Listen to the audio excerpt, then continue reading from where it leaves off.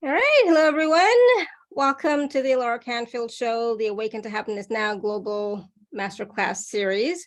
This is for season 31, the winter spring 2023 season series.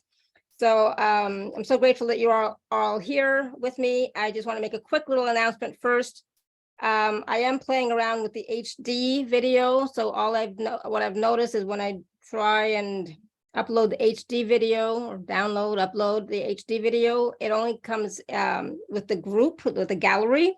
So if you don't want your video to be shown, please turn off your video. Of course, when you have a question, yes, it's helpful to see your beautiful face. But otherwise, if you want to turn off your video, that would be great. I may use the HD video, the group video, or I may not. I am talking to Zoom right now to ask them if they can help me with, I just want it for the speaker view. So that way it's not everybody, it's just me and the speaker, whoever's talking, right? So that's that. I wanted to make sure I said that. And secondly, someone asked me a little bit to share a little bit about myself. So just really quickly, I'm Alara Canfield. Obviously, I'm the host of this series. I have been the host of this series since 2013. I used to work in the government, and I was guided by my angels and my team to do more of my service work, my mission work, and to empower and inspire people to live their best lives through their connection with source and spirit.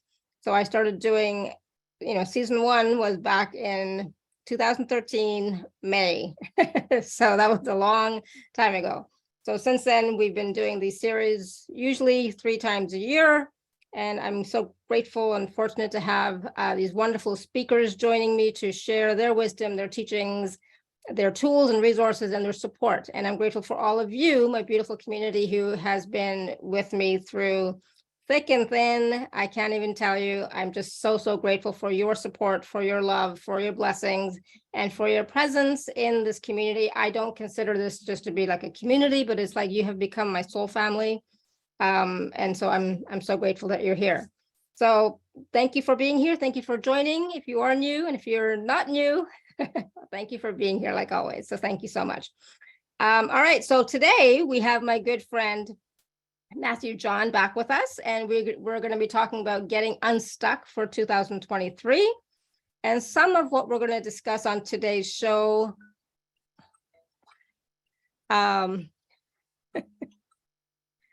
we're going to talk about where your blocks are coming from, why your soul puts blocks in your path, how to understand what your soul lessons are, and how to know which lessons you're currently navigating. We're going to talk about practical ways to overcome your most stubborn blocks and how to know where you're at with your ascension process.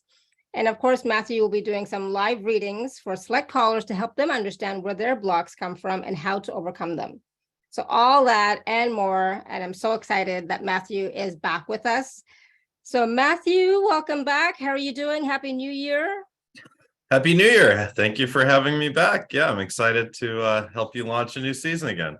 Yes, awesome. Thank you. And you know about a lot about astrology. You do all sorts of wonderful work. I don't. All I know for sure is that it's starting off with a bang for me, at least. Starting off with a bang, and it's feeling really positive, uplifting. I really feel like 2023 is going to be better than 2022, right? 2022 and 2021, as you know, were challenging for me. So 2023, I really feel like everything is lifting, everything's clearing. And I think by 2024, I'm going to be really happy. Good. Amen. Amen. Well, it's, we start off with a full moon in Cancer, which we're still feeling the energy of. If you're on the live call today, it was on the 6th, and today's the 11th, so we're still kind of in the energy of it, but it's starting to move more towards waning moon energy.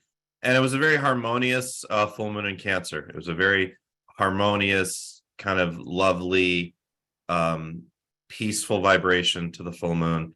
So it was a very nice start to the year, astrologically speaking. But we are in a Mars station phase right now, which can be a bit aggressive and frustrating. And we're of course in the midst of Mercury retrograde in Capricorn, which can be very stubborn and difficult. So it's not all peaches and roses, astrologically speaking, but it was a very harmonious full moon to start out. There weren't any negative aspects really to the full moon, so it was a nice start. Awesome. So I know we always talk a little bit about astrology, but really today I do want to talk about, we are into 2023. We want to move forward.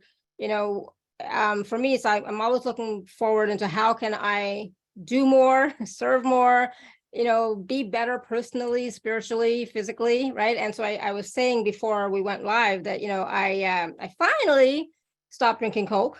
So yay me. You went to Pepsi. No, nothing. I'm joking. I know I hate Pepsi even worse. Oh my God. But anyway, I stopped drinking Coke. Or you went, what's the off brand? It's like Mr. Bubbles or whatever. I don't know. I don't drink any cola now.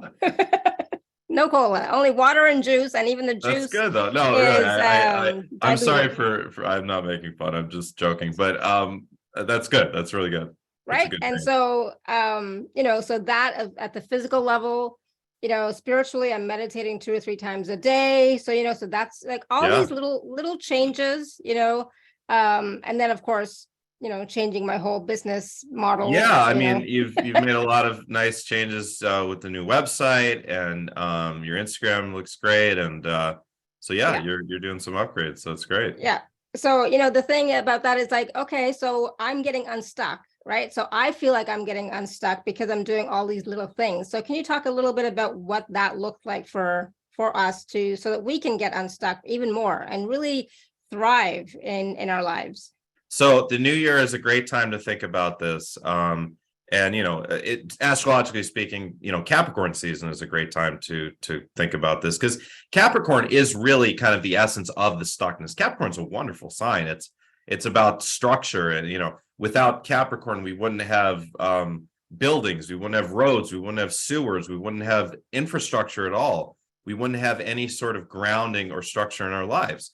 But at the same time, Capricorn being ruled by Saturn is it's very much about the stuck karma that is still affecting us from other lifetimes, from childhood, etc. That is causing these blocks. So Saturn is in charge of the blocks in a lot of ways. And there's other planets. We could say Chiron, which is not a planet, and Pluto as well, which is kind of a planet, kind of not. But Saturn, so Capricorn season is a great time to kind of think about this stuff. And today, actually, for those that are, and we got a great live group. We got more people than usual on today's live call, which is great to see. I'm excited. Today's 111. 111 is a very powerful day, energetically speaking, similar to 1111. It embodies the ascension frequency in numerology, of course. So this is a day when we can really step into a portal of manifestation, and the intentions that we set today, the good positive energy that we put out to the universe today, can come back to us manifold over the rest of the year. So this is a great day, especially to work on getting unstuck and setting our intentions for the rest of the year.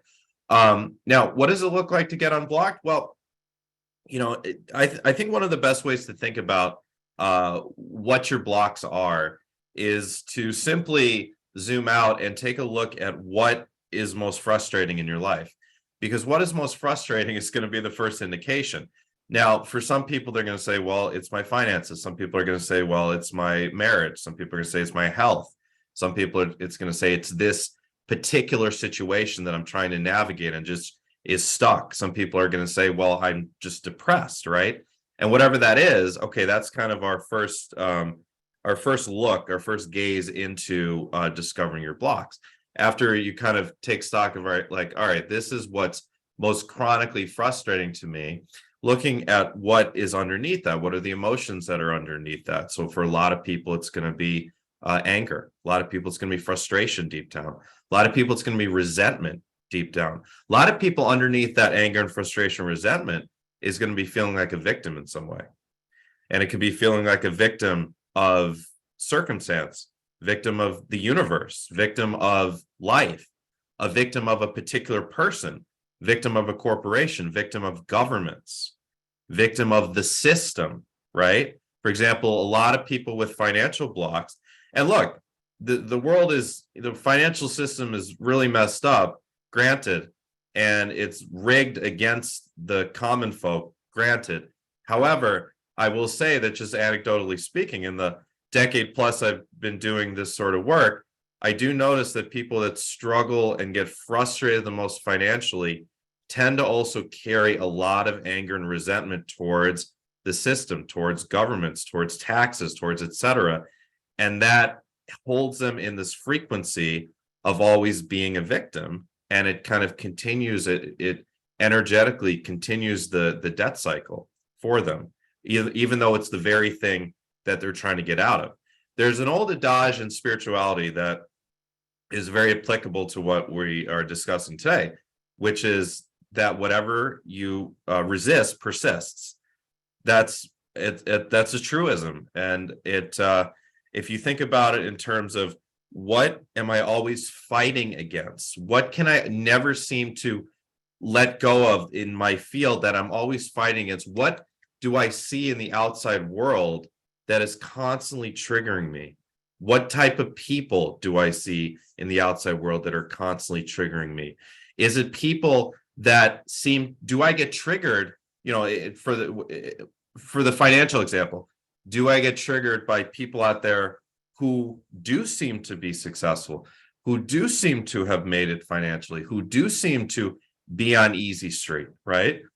Do I get triggered? And could that be an indication, for example, that I don't feel worthy of that on some level?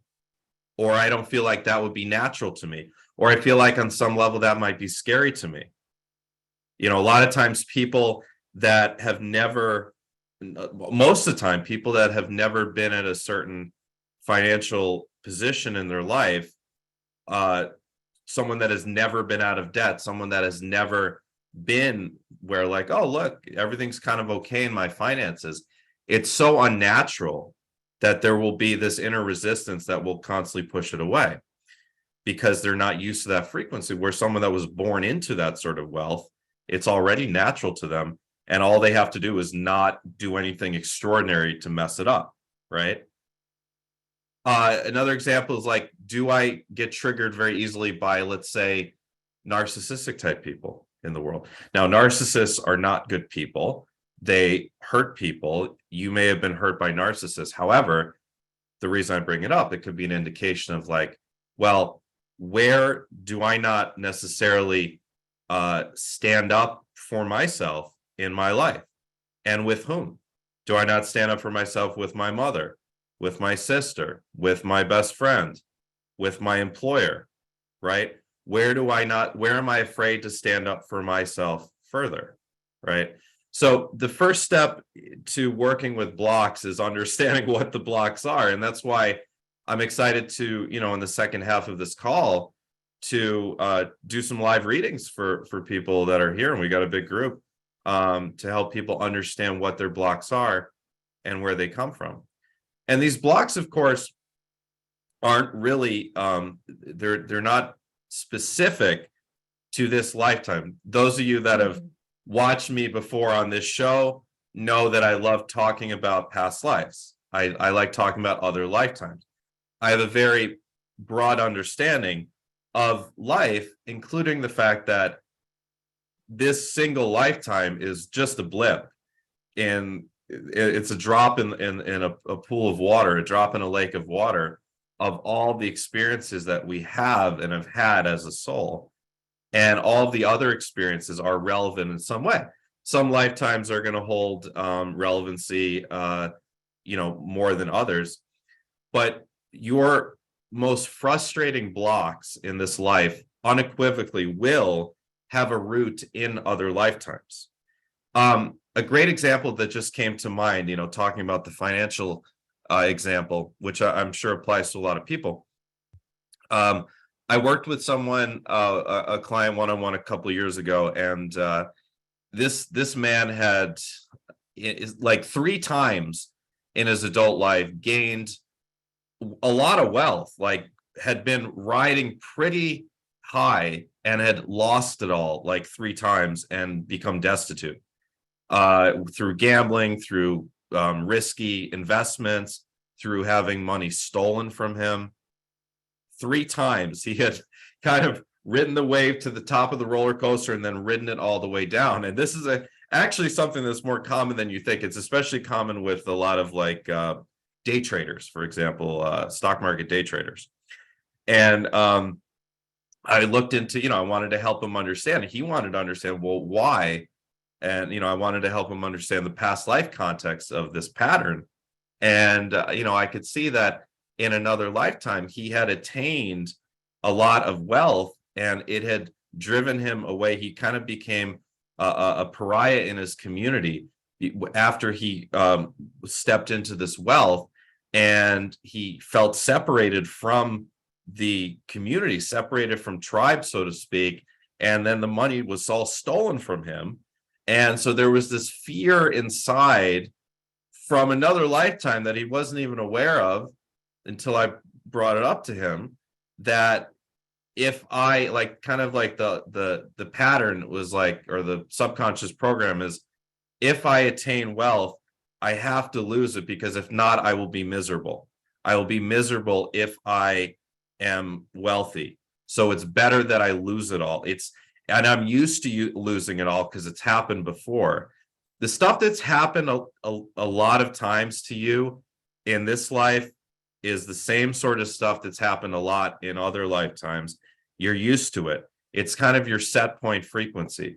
So, someone that is used to rejection, like when it comes to going for a promotion or going for a raise or something like that. Maybe this applies to someone watching this, where you've tried to go up in salary, or you've tried to get promoted 18 times and you keep getting rejected. And every time you get rejected, it sucks. But then, like, somewhere deep inside you, if you were to really be honest, there might be this part of you that's like, oh, that feels right. That's like what I'm supposed to do. I'm supposed to get rejected because I'm not worthy, or I'm not capable. And then you probably find some way to reinforce that like self-loathing, whether it's through, covering it up with your emotions, or who knows, maybe people eat, or maybe people, gamble, or maybe people whatever, to try to cover that up. But it reinforces that pattern. And if you are able, it's very helpful to once in a while, when you can, zoom out on your life, almost as if you're like observing your life from a bird's eye view, almost like you're making a map from a plane. You're drawing out a map and just viewing your life objectively rather than subjectively, meaning you're separated from the experience. Very few people have the skill to do that, actually. Really, most people in society only objectively view their experience when they go to therapy, if they're working with a decent therapist, or if they're working with a decent life coach or someone like me, or they're, starting to get into the self-help field. But the vast majority of people never really view themselves objectively, and they're just subjective to the experience. I was reading a Dr. Joe Dispenza quote actually yesterday, talking about how when you become the objective observer of your experience, you are no longer the subject. And that's where change comes from. And that's not a direct quote. It was kind of paraphrasing what he was saying. But that is where change comes from. Change comes from separating ourselves once in a while from the experience, and viewing our misgivings, viewing our pitfalls, right? And the repeated patterning is what we need to pay attention to. That's how you understand your blocks. So if it comes to money, let's say that every time you get a bonus, or every time you come into a bit of fortune, you somehow blow it. You somehow lose it. You gamble it away, or you give it all away. Maybe altruistically, but maybe it's also reinforcing a negative pattern. Or you lose it in some investment or whatever. Or let's say maybe opportunities. Every time that you have I have been able to view this pattern in my own life, where there were many different other careers that I navigated. I've said on other shows, I never intended to go down this path of New Age spirituality as a profession, or as any interest at all. It just kind of unfolded very spontaneously for me. But in other careers before that, before this became my full-time career, I always had wonderful opportunities, wonderful opportunities presented to me. I've always been an opportunity maker. And I would always find a way to squash, to self-sabotage the opportunities by doing something stupid. By doing something stupid socially, by saying something I shouldn't have said, by delaying responding, giving a yes to the opportunity because I had to think about it too much. There were many ways that I squashed opportunities in other avenues.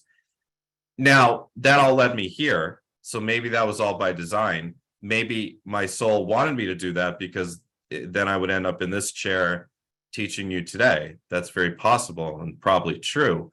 But also, I've observed myself then versus since I've been in the New Age field full time as a profession, and I can see that every opportunity I've been presented with that I've created, I've really ran with and done very well with. And it's been a change in the pattern.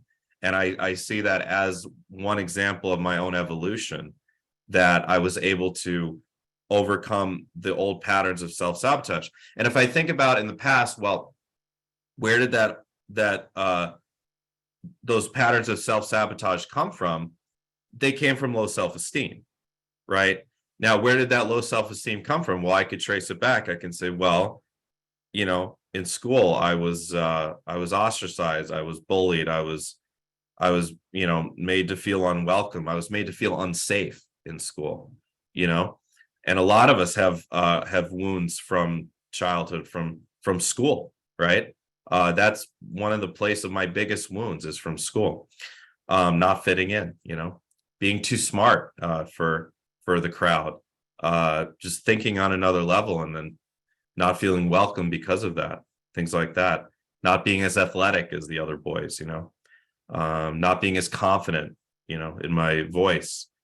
And then I think back, okay, where else could those, did my parents, did my father, does my mother, carry some of those low patterns of self-esteem within them? In some ways, yeah. Looking back through my ancestral lineage, did those patterns of low self-esteem reflect back through my grandparents and great-grandparents? I don't know for sure, but I suspect that yes, probably in some ways, right? So we can look at not just past life stuff, but we can look at our ancestral lineage, and there's always going to be a reflection. Your past life wounds will reflect in the wounds of your ancestral lineage. That's kind of a law of how the soul designs lifetimes. It's an energetic match, essentially. So there's all sorts of indications from current to past to ancestral lineage of where your blocks are. And I hope that helps people to at least understand. That's the first step, is understanding. And then of course we'll have to talk about, a little bit later, busting through those blocks. Absolutely. And of course, the next question is, well, why does our soul put these blocks in our path? And of course, we all know, intellectually, we know that it's like so that we can release those blocks, have awareness of who we are, know who we are, and then let those blocks go. But sometimes it's like, all right, enough. It's like, do I need another obstacle in my path? Do I really need this block to learn something about myself? Like, what is this? And the answer is always yes to that. Because we have to acknowledge it, and it's not easy to acknowledge this because we want to be able to. It would be convenient to be in complete control of our lives, wouldn't it? It would be convenient to be driving the car, driving the vehicle that is our lives, and be in 100% control of every direction that we take, of everything that happens. But that's not the case at all. And this is where the lesson of humility comes in. That is a lesson for everyone on the spiritual journey, including people that are already on the path. It's a lesson for everyone. And the more that you think that usually the more that you will end up getting humbled in some way, to be reminded that ultimately there are forces that are bigger than you, that are bigger than the ego, that are driving your life. What are those forces? Well, the planets, the planets themselves, as an astrologer, I very much understand and have, I could talk for hours about anecdotal evidence of the fact that really the planets kind of rule over everything in our lives and create everything in our lives. The location of the planets in reference to each other, in which part of the sky, when the moment that you come out of the womb, that ends up controlling pretty much your entire life. And it's really bizarre to think about that. But if those of you that are astrologers, I'm sure there's others on this call, that's true. That's now, okay, who sets that up though? It's your soul. Your soul chooses, my understanding is, the exact date, time, location of your birth because of the planetary influence, because your soul wants to create a certain plan, a certain template for your life. Your soul chooses, makes contracts with, and go back in the archive of on YouTube of the Alara Canfield show. I've talked a lot on other shows on this platform about how the soul creates soul contracts, right? How the soul creates family contracts. And, that's not the focus of today's call, but please, if you haven't seen my other shows, look back on this platform. You'll really learn a lot. And the soul chooses the parents, the soul chooses the ancestral lineage to step into, and the soul already has pre-programmed in the life plan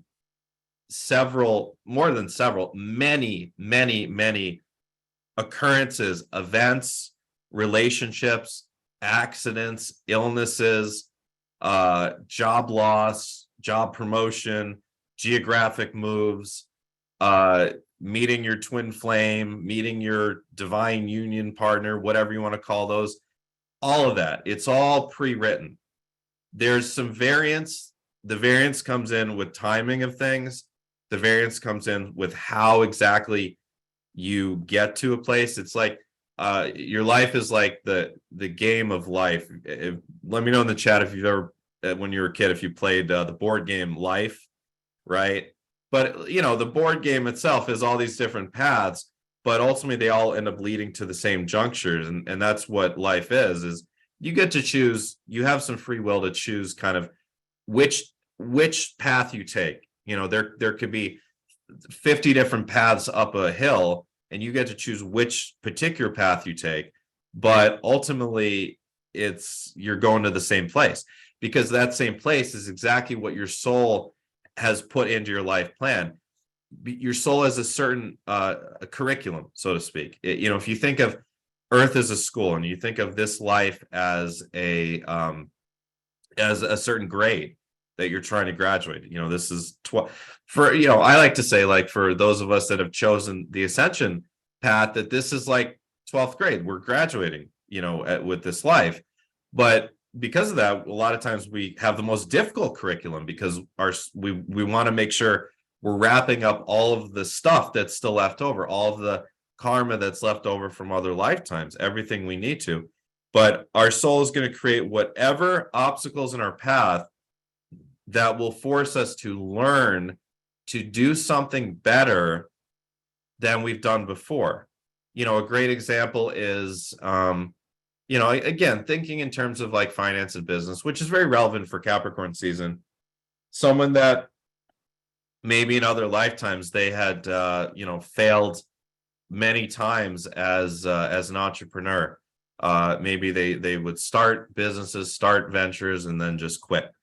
And the soul wants to heal the wounds left over from that, because it ends up being an exemplification of low self-esteem, not following through, not believing in oneself enough to, bust through, rejections and bust through obstacles. So the soul says, all right, well, we didn't do that very well. So now what we're going to do is we're going to have a series of lifetimes where we are kind of a slave, like metaphorically or even literally, in order to get the experience, the contrasting experience of being kind of in bondage and not having it. And that can be comforting on some level. It can be comforting. I'm not saying literal slavery. I'm saying like someone working a 9-to-5 job. It can be comforting to have that support and have that safety net and have that also lack of responsibility of making the big decisions, and also that lack of having to take responsibility for failure of the company, so to speak, right? Maybe that's the contrasting experience, and the soul says, all right, we did that. We kind of balance out those two experiences, but we still never overcame the fact that we tried as an entrepreneur and we couldn't do it. So we want to try that again. So we're going to set up in this lifetime. Maybe you end up being born to parents that are kind of the metaphorical 9-to-5 slave wage workers, and you get frustrated because you see that and you never want to be that. So learning through opposites, it propels you in the other direction, and all you want to do is become your own boss, become an entrepreneur, right? And this time, maybe you fail a couple times, but you keep pushing through. Something inside you is developing, is expanding, and you finally bust through that and do become successful as an entrepreneur. So that's an example. Someone that maybe in another lifetime they had kind of really been in the frequency of like martyrdom, where maybe they no matter what, gave everything away to anyone who asked. No matter what, they were there for their family, they were there for their community, and maybe that felt good, and it abdicated some responsibility within to kind of become their own success story, because they were just there for others, and maybe that was valuable. And then the soul says, okay, we did that. Then you have a series of lifetimes to contrast that, where you say, okay, now I'm going to be greedy. I'm going to be greedy, right?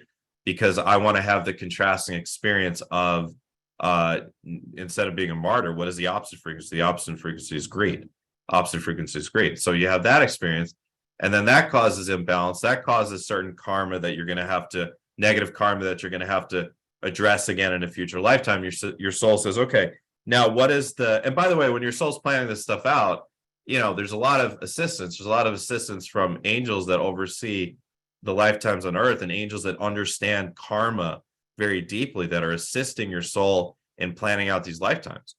And your soul's also working with soul contracts. As I said, check out some of our other videos about soul contracts, because the specific contracts, you're going to be having experiences with a lot of the same souls in these different lifetimes with different themes, and you're going to have to work out contracts to say, all right, what is kind of the final stage of this journey together, of this contract? Who are we going to be for each other in this final stage? So the example I'm giving, okay, maybe after having those lifetimes of greed, maybe in this lifetime you decide to make a contract with souls, say, you know what, I'll play the role of being your greedy father, or your greedy mother, or both your parents are kind of in that frequency of greed. I'll play that role for you so you can learn through opposites. So okay, because of that, you become so sickened by the idea of capitalism and greed. So then, it drives you to not want to go to college, not want to get a job, not want to do anything. Maybe you kind of drift around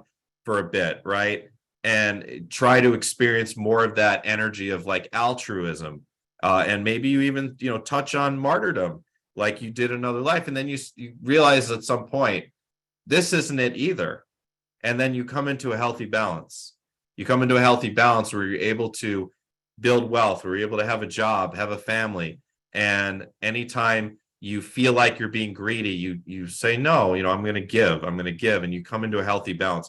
Ultimately, like the Zen Buddhists have always known, the middle road ends up being the path of alchemy. The middle road between two extremes ends up being how you dissipate that karmic energy out of your energy field. The middle road can only be attained, though, after you've already gone to both sides. You've already gone to both extremes. So you have to experience, the soul wants to experience all extremes.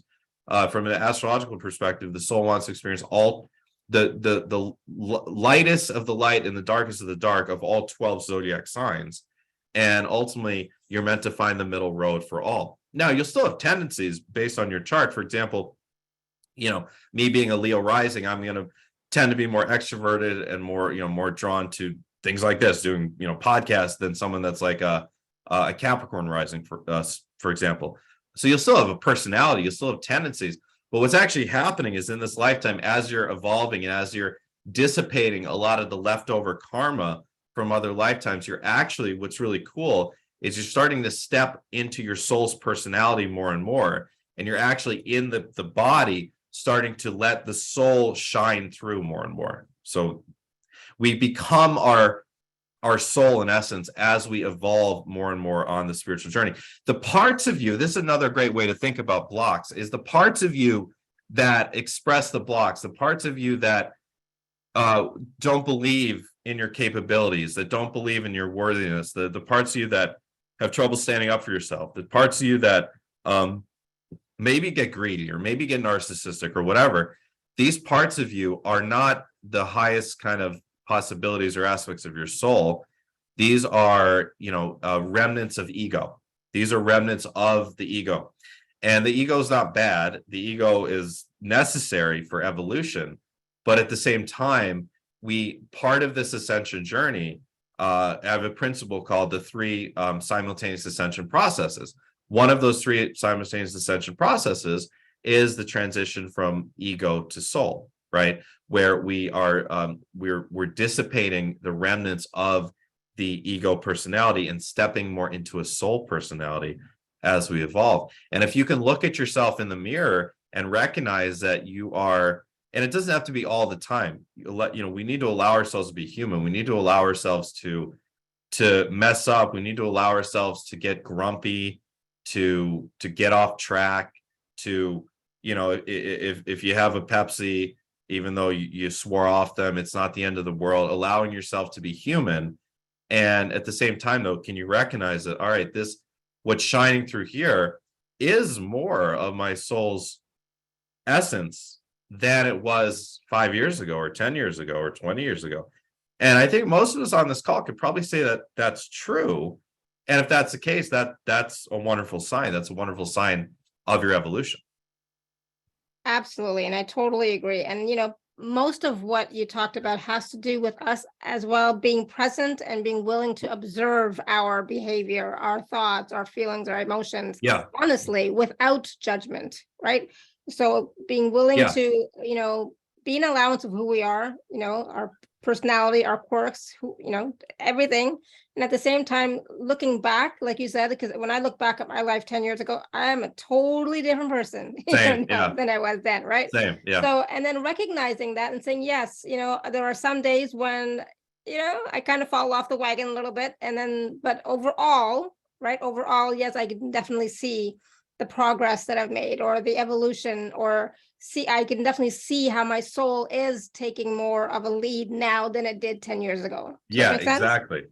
Yeah, spot on. I love how you put that. That it's not, it's not about the accomplishments in life. It's not as relevant, for me, that I'm Matthew John, spiritual teacher, intuitive healer, and I have this income and I have helped this many. It's relevant for other reasons, but in the context of evolution, what's more relevant is how am I handling things? How am I handling emotions? How am I handling relationships? How am I handling communication? How am I relating to myself? And how does that compare to how I related to myself a year ago, 5 years ago, 10 years ago? That's ultimately, one of the bullet points we had for this call was like, how do you know where you're at with your ascension process? Mm-hmm. That's really the biggest indication. The indication, I like the principle that I've called it spiritual maturity.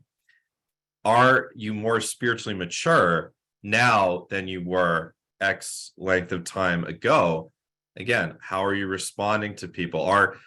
It's okay to get triggered. It's okay to get angry. It's okay if your mother, your sister, or your best friend says something that just cuts to the core.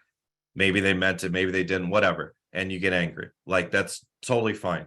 But how long does it last? Do you brood for hours or days, or do you let it go? Right? Or maybe you stop getting angry at certain things, Maybe you used to, look at the news and what's going on in the outside world and feel restricted, angry, resentful. Maybe as you evolve, you can look at what's going on in the outside world and say, well, I'm going to do what I can to hold space, to pray, to intend for this situation to get better. But at the same time, I know that I'm a co-creator and I'm creating my own reality. Can you observe what's going on in the outside world with less judgment and more of like just an acknowledgement of, okay, this is what is. It doesn't mean it's what will be in the future. It doesn't mean it's of the highest vibration, but it is what it is, and that's okay.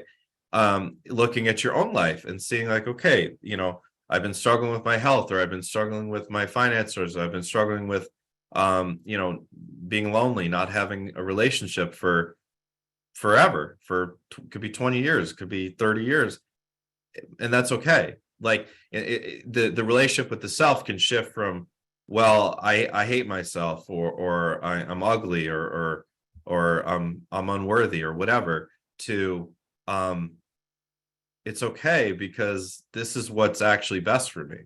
My soul has designed this for a reason. And can I look back and see, look at all I've learned through this experience. Look at who I've become through this experience. Would I have become that if not for this experience?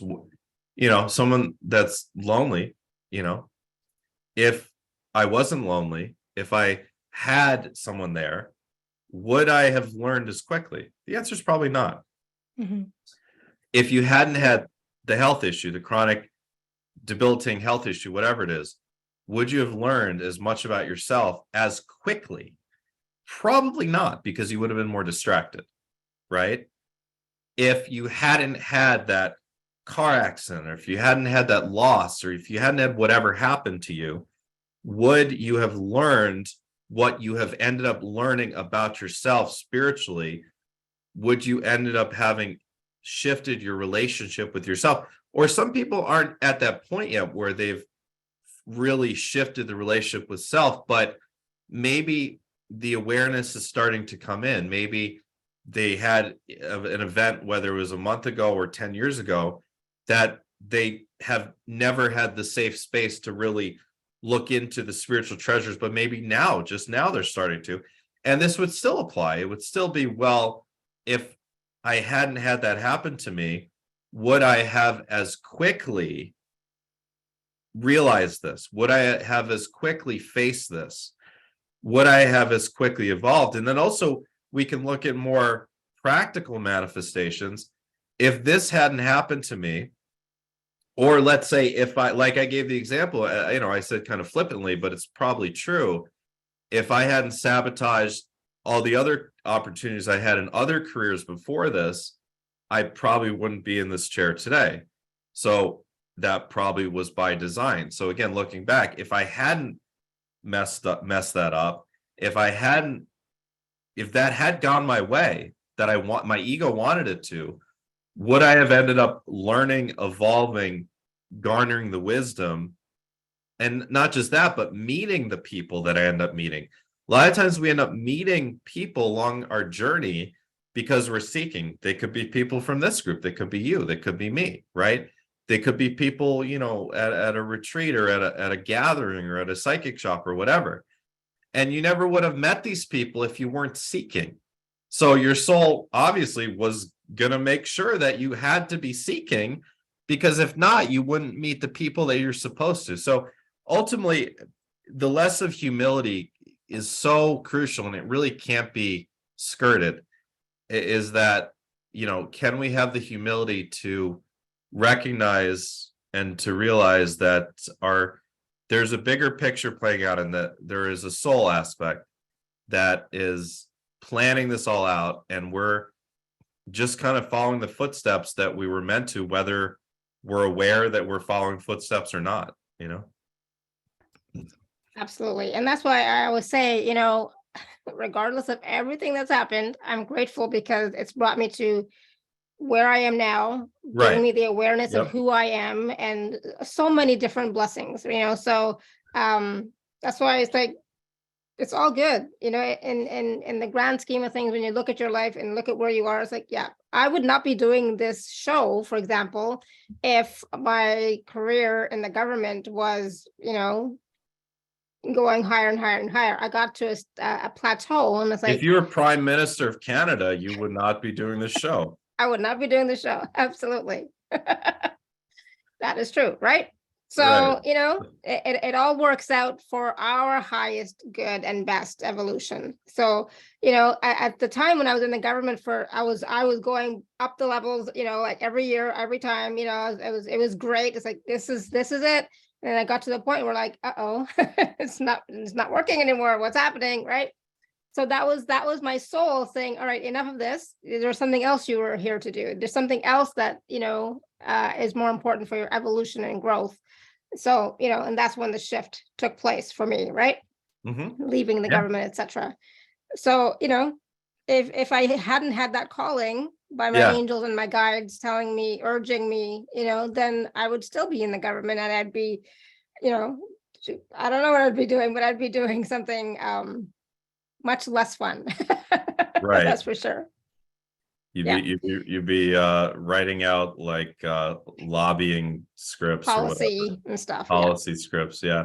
Doesn't sound fun at all. So, but what's interesting, and I'm glad you shared all that. Thank you. And sometimes the change precedes the awakening, and sometimes the awakening precedes the change.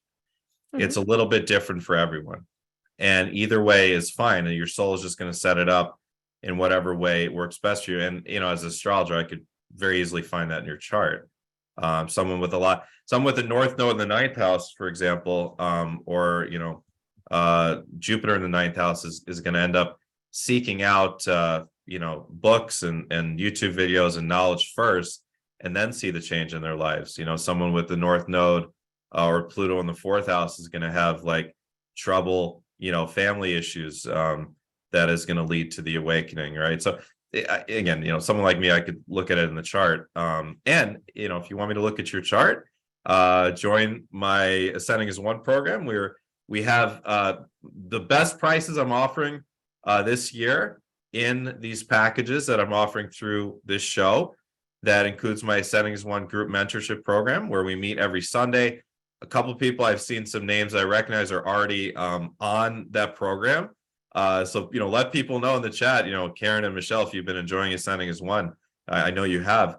And there are these wonderful 3-hour calls where we meet on Sundays. We do astrology work. I do an outlook for the week. We do a topic for the week, like this Sunday coming up. And if you buy the package today, you can join Understanding and Seeing Your Past Lives. How cool is that? We're going to do a group past life regression during that call. And then I do readings and Q&A at the end of each call. And if you do package B, you're going to get to have 2 private sessions with me, 2 private one-on-one phone sessions with me. And if you want me to look at your natal chart and tell you all I can see, I'm happy to do that. So because, Matthew's talking about the package, let me share my screen a little bit, and we can talk a little bit more in detail. And do you see what Karen wrote, that she's been happier since she joined? It's a great program. Yeah. Oh, I'm not surprised at all. So in Matthew's, there's 2 packages, package A and B. Hopefully everything on here is right, but package it is, A, it is, it is, yes. 2 months of the Ascending as One membership, 7 recorded webinars plus a bonus January call, and then package B is way more, 2 months in the Ascending One membership, 17 recorded webinars, 2 activations, 2 bonus January calls, plus 2 VIP bonus calls, plus 2 20-minute readings. Like, oh my God, there's you get the whole kit and caboodle. So much. Package B is like going to a restaurant and just saying, give me everything on the menu. Exactly. So, I want to talk about a little bit, if you don't mind, why I started the Ascending as One program. So this is only the 3rd month of the program, actually, and it's been a massive success so far. The number of people that have been in the program have been, far exceeded my expectations. Oh, Muriel just said she got a reading with me last week and was transformational. I love hearing that. Thank you, Muriel. And so the reason I wanted to create this is because I wanted to create more of a community. My almost all of my work over the past 5 years has been working one-on-one, and really over my whole career, most of my work has been working one-on-one with people from around the world, which has been such a joy. And I've helped thousands and thousands of people, and I've worked with thousands of people over the years. But I really felt the call. I wanted to create more community. So I wanted to create a weekly group where we meet and we get to know each other, and we help each other, and we encourage each other. And one of the best ways that I've found to overcome one's own blocks is to have community. is to have the right people around you to encourage you. Have you ever heard the adage that the 5 people that you spend the most time with, you end up becoming like them?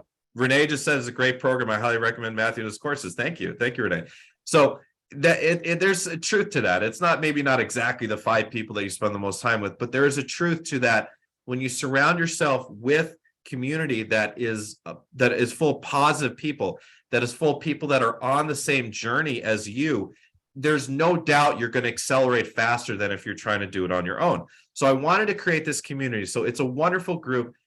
We meet every Sunday, 5 o'clock New York time, 2 o'clock LA time, 10 o'clock in London. If you can't make the live calls, no worries. You can watch the recordings. I send them out right after. As I said, there are these 3-hour containers. There's a Telegram group.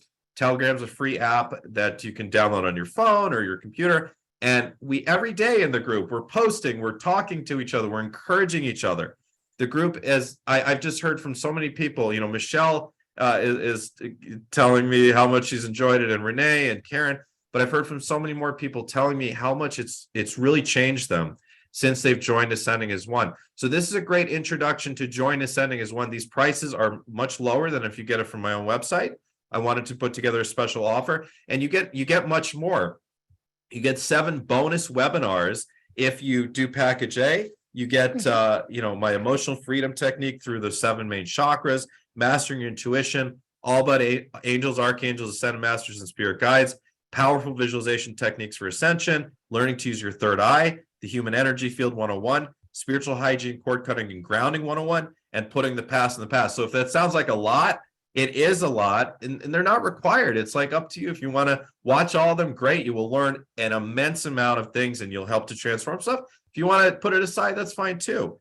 So you get 7 bonus webinars plus the 2 months of Ascending as One membership. It's a tier 2 membership with package A. Package B, which I highly recommend if you can swing it, we do have a 2 and a 3 payment option available, which is so wonderful. No one else out there that I've ever, I get invited on a lot of different shows. I've never seen anyone else offer a 3 payment option other than Alara. I think it's very generous that she does it. I know a lot of people take advantage of that.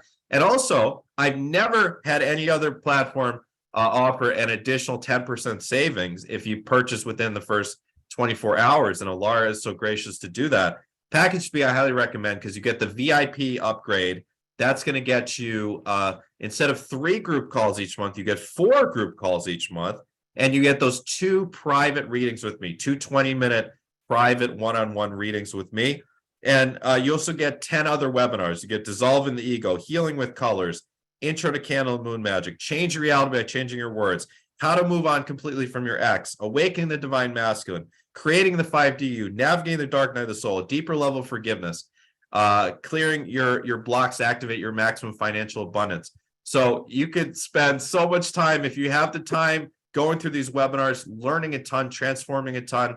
Plus, you get to join the live calls. Listen to the schedule we got coming up. If you join today, you're going to get access to this Sunday's call as a bonus. This Sunday's Understanding and Seeing Your Past Lives. Okay, if you want to actually take a journey, an astral journey into other lifetimes, we're going to do it on this call. And I'm going to help you understand all about what past lives are and how to know how they affect you. Okay, that's the bonus call. If you join VIP, you get a second bonus call this month. That's Astrology Basics plus Syrian Channeling. I am also a direct channeler. I channel a group of Syrian extraterrestrial beings. There's 5 of them, and they kind of are this conglomerate, and they channel through me. The last channeling session in December was pretty amazing. The stuff that they were channeling through me about what's coming on the planet and how to best navigate it, how to best work with the earth, how to help the earth detoxify, things like that. Really incredible, the Syrian channeling. I also take questions when I'm in the channel. I will take questions. The only place I do direct channeling, I don't do it anywhere publicly for free. It's only on these Ascending as One calls, as I do on the VIP calls. I do that once a month. So you get that. If you do package B, you get the bonus for that month.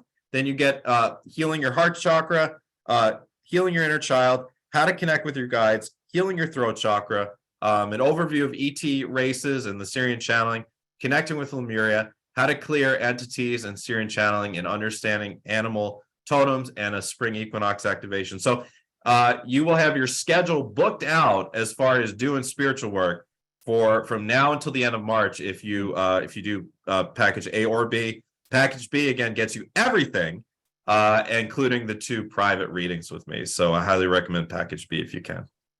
I agree. I totally agree. And again, the package A and B, there are the 2 and 3 part payment plans, and please use gift code ATHN10. So there's a new gift code for this year, ATHN10, to receive the special 10% discount from me personally. All right. So again, And is that for the first 24 hours, or is that the same? Nope, I actually have it up for the whole season. Oh, okay. Well, even better. So yeah, but I have to say, like, a lot of your calls. The advantage is, if you join today or tomorrow or Friday, or even Saturday, I can get you in for Sunday's call as a bonus. Yeah, so that's exactly the advantage of joining this week. Yeah. Yeah, absolutely. And so it sounds like there's a lot, and there is a lot. Yeah. But Matthew does over deliver, hands down. And the Telegram group is very active. I am in it. Yes. But I haven't been able to take advantage of. You got your own Telegram group to take care of. I totally understand. It's like I just I haven't been too active in yours either. We've got so much going on in our own groups, but I get it. Yeah. But I just wanted to say that it is very active, and you do share a lot, and you're always giving. So I mean, if you can get package B, because there's just so much more in it, I would highly recommend it. And like again, there are 2 and 3 part payment plans available, so please do take advantage of that. Okay. Yeah. So if you're wondering about how can I find the link for it, it's in all the emails. If you're in the Telegram group, if you're in the WhatsApp group, and if you're in the Facebook group, you will also get the link to Matthew's page there as well. So please do look for it. And you're obviously all on the email list. You may not be here, right? I'm feeling so overwhelmed by all this love. I just want to read some of these. Karen M said, my first birth chart reading was 2 weeks ago, and I'm still thinking about the accuracy. Renee says, it's a great program. I highly recommend Matthew in this course. Karen says, if Matthew wasn't great in his own program, I wouldn't be here today. Michelle says, Matthew's authentic, straightforward, and super intuitive. He honors each of us in a specific way. And Karen says there's lots of bonuses. Carrie said, I just listened to the recording of my reading last week. Awesome. I love Matthew. Karen says, I'll try to join VIP next month. So thank you, everybody. Thank you. Awesome. Yeah, absolutely. And I if you can get a reading with Matthew, again, I highly recommend it. And this is, by the way, this is the only Matthew. This is the only way to get a private reading with me for now. My calendar is closed until September 1st for any full-length private sessions. I'm doing some different things this year. I have a retreat, an in-person retreat coming up. I'm going to be doing some more, some other projects that I can't talk about just yet, but they're very, very exciting. So my schedule is going to be a bit different this year. So I'm no longer doing any full-length private sessions. A lot of times in the past on this show, we'd have those full-length 1-hour sessions. Those aren't available anymore, at least until the late fall. So if you want to get a reading, this is the only way, is joining Ascending as One. Awesome. All right. So so I wanted to mention, we want to do readings. Well, I want to get to as many as possible. We have a process for 111 that we want to do, because this is a very important day. And I also wanted to touch on practical ways to overcome your most stubborn blocks, because I don't want people to just, understand the blocks, but not know how to bust through them. So where should we start? Let's start off with the practical ways to overcome your most stubborn blocks. Yes, please. So as I said, perfect. So as I said, one of the things that I find is most helpful is mentorship and or having a group, having people around you to motivate you. This is why athletes always have coaches around them. This is why people that are getting fit always have personal trainers around them. This is why very successful people in business always, and I know a lot of very successful people in business, always have coaches. They always do. Okay. This is one of the secrets. They always have coaches. They always have mastermind groups, mentorship groups. They always canoodle. Okay. And most of the time nowadays, it's over Zoom, it's over Telegram, it's over WhatsApp. In the old days, it may have been more meeting in person, but they all have people that help them to stay on track. As humans, we have to, as we've been talking about, we have to accept that we are egos and we have our human frailties. And when it comes to trying to bust through especially blocks that have been hogging you for maybe not only an entire lifetime, but maybe multiple past lives. You can't expect to necessarily on your own be able to instantly bust through a block. So that's why it can be although there, of course, are anecdotal cases where it does happen, right? But it is much easier when you have a group of people and or a mentor to assist you. And I know for a lot of people, this group, the Alara Canfield show, is that. And that's awesome. And that's why I love the format that you present. I have the most fun of all the shows on this one, because I love the format that you present with, being live on Zoom, having everyone on camera, having people active in the Zoom chat throughout the call. It's a very loving, wonderful group that we create. And I know there's people that come back day after day to watch every guest on your show, and it helps them tremendously. And it helps to keep them on track. I know you offer your own mentorship programs to help people stay on track. So that's one thing, having people around you to keep you on track. And if you don't want to do it, in the context of a group of people on the internet, it could be a friend. It could be a friend that is doing pretty well in life. I have a friend like that. And I always, look to him when I need to, send him a text and be like, hey, what do you think about this? What advice would you have? And he's always extremely helpful, because he's gone through a lot of the same stuff that I have in different ways. And he, has read 1,000 books, and he's incredibly smart, intelligent, successful. So he's one of my, people that I lean on. So having those people in your lives, whether it's groups like this, my Ascending is one group, whether it's a brother, a sister, a best friend, etc., is super important. One of the things you can do for the new year is tell that person, tell your best friend, tell your sister, you know what? This is the year. I am doing this. This year I am, shedding 10 pounds. I am starting my business, and I'm going to make it work. I'm leaving my marriage, and I'm going to make it work on my own. I'm going to heal my marriage. I'm going to repair my marriage. I'm going to, whatever it is, like tell someone, don't keep it within. If you keep it within, then it's easy to, forget about it and be like, this is what happens with New Year's resolutions. New Year's resolutions, we're at that time, it's 1/11, where most people already forgot about them. Planet Fitness makes a ton of money off of the first 10 days of January. Why do you think it's plastered all over your television, right? For the first 2 weeks of January. They make like the most of the money they make throughout the year in the first couple of days of January. And then most people forget about it. I've done that. I did that once. I got all excited. The 1st of January, I went to Planet Fitness. I got the $10 a month membership, and I stopped going after January, but I kept, it kept getting deducted from my account before I remembered that I had the membership. There's millions of people like that. Why do you think Planet Fitness is a successful company? That's a part of it. But if you tell somebody, if you say to your best friend, say to your sister, whatever, this is the year I'm going to do this, and I want you to help me. I want you to remind me. I want you to hold me to this. Okay, now you have someone to hold you accountable. Now you can't just say, oh, I forgot about that. I thought about it, but no. Now you have someone, if they're a motivating person, a motivating force that can help you. And I understand, I just want to, very heartfully say that I understand that there are a lot of people, and I'm sure there's people on this call that don't have those types of people in their life. They actually don't. I'm lucky I have a lot of positive influences in my life. And it's probably a part of the reason why, I've been very successful, but a lot of people don't. And when you don't, that's where something like this show and or my Ascending is one group can be extremely beneficial, because you have those people around you. You have me. You can talk to me every day in the Telegram group if you want. So that's one recommendation. The other thing is doing belief work. So one of the exercises that we've been doing on our chakra healing calls on Ascending is one. And if you join, you will get to do this with us on the Healing Your Heart Chakra call, which is the first call of February, is we do some self-auditing.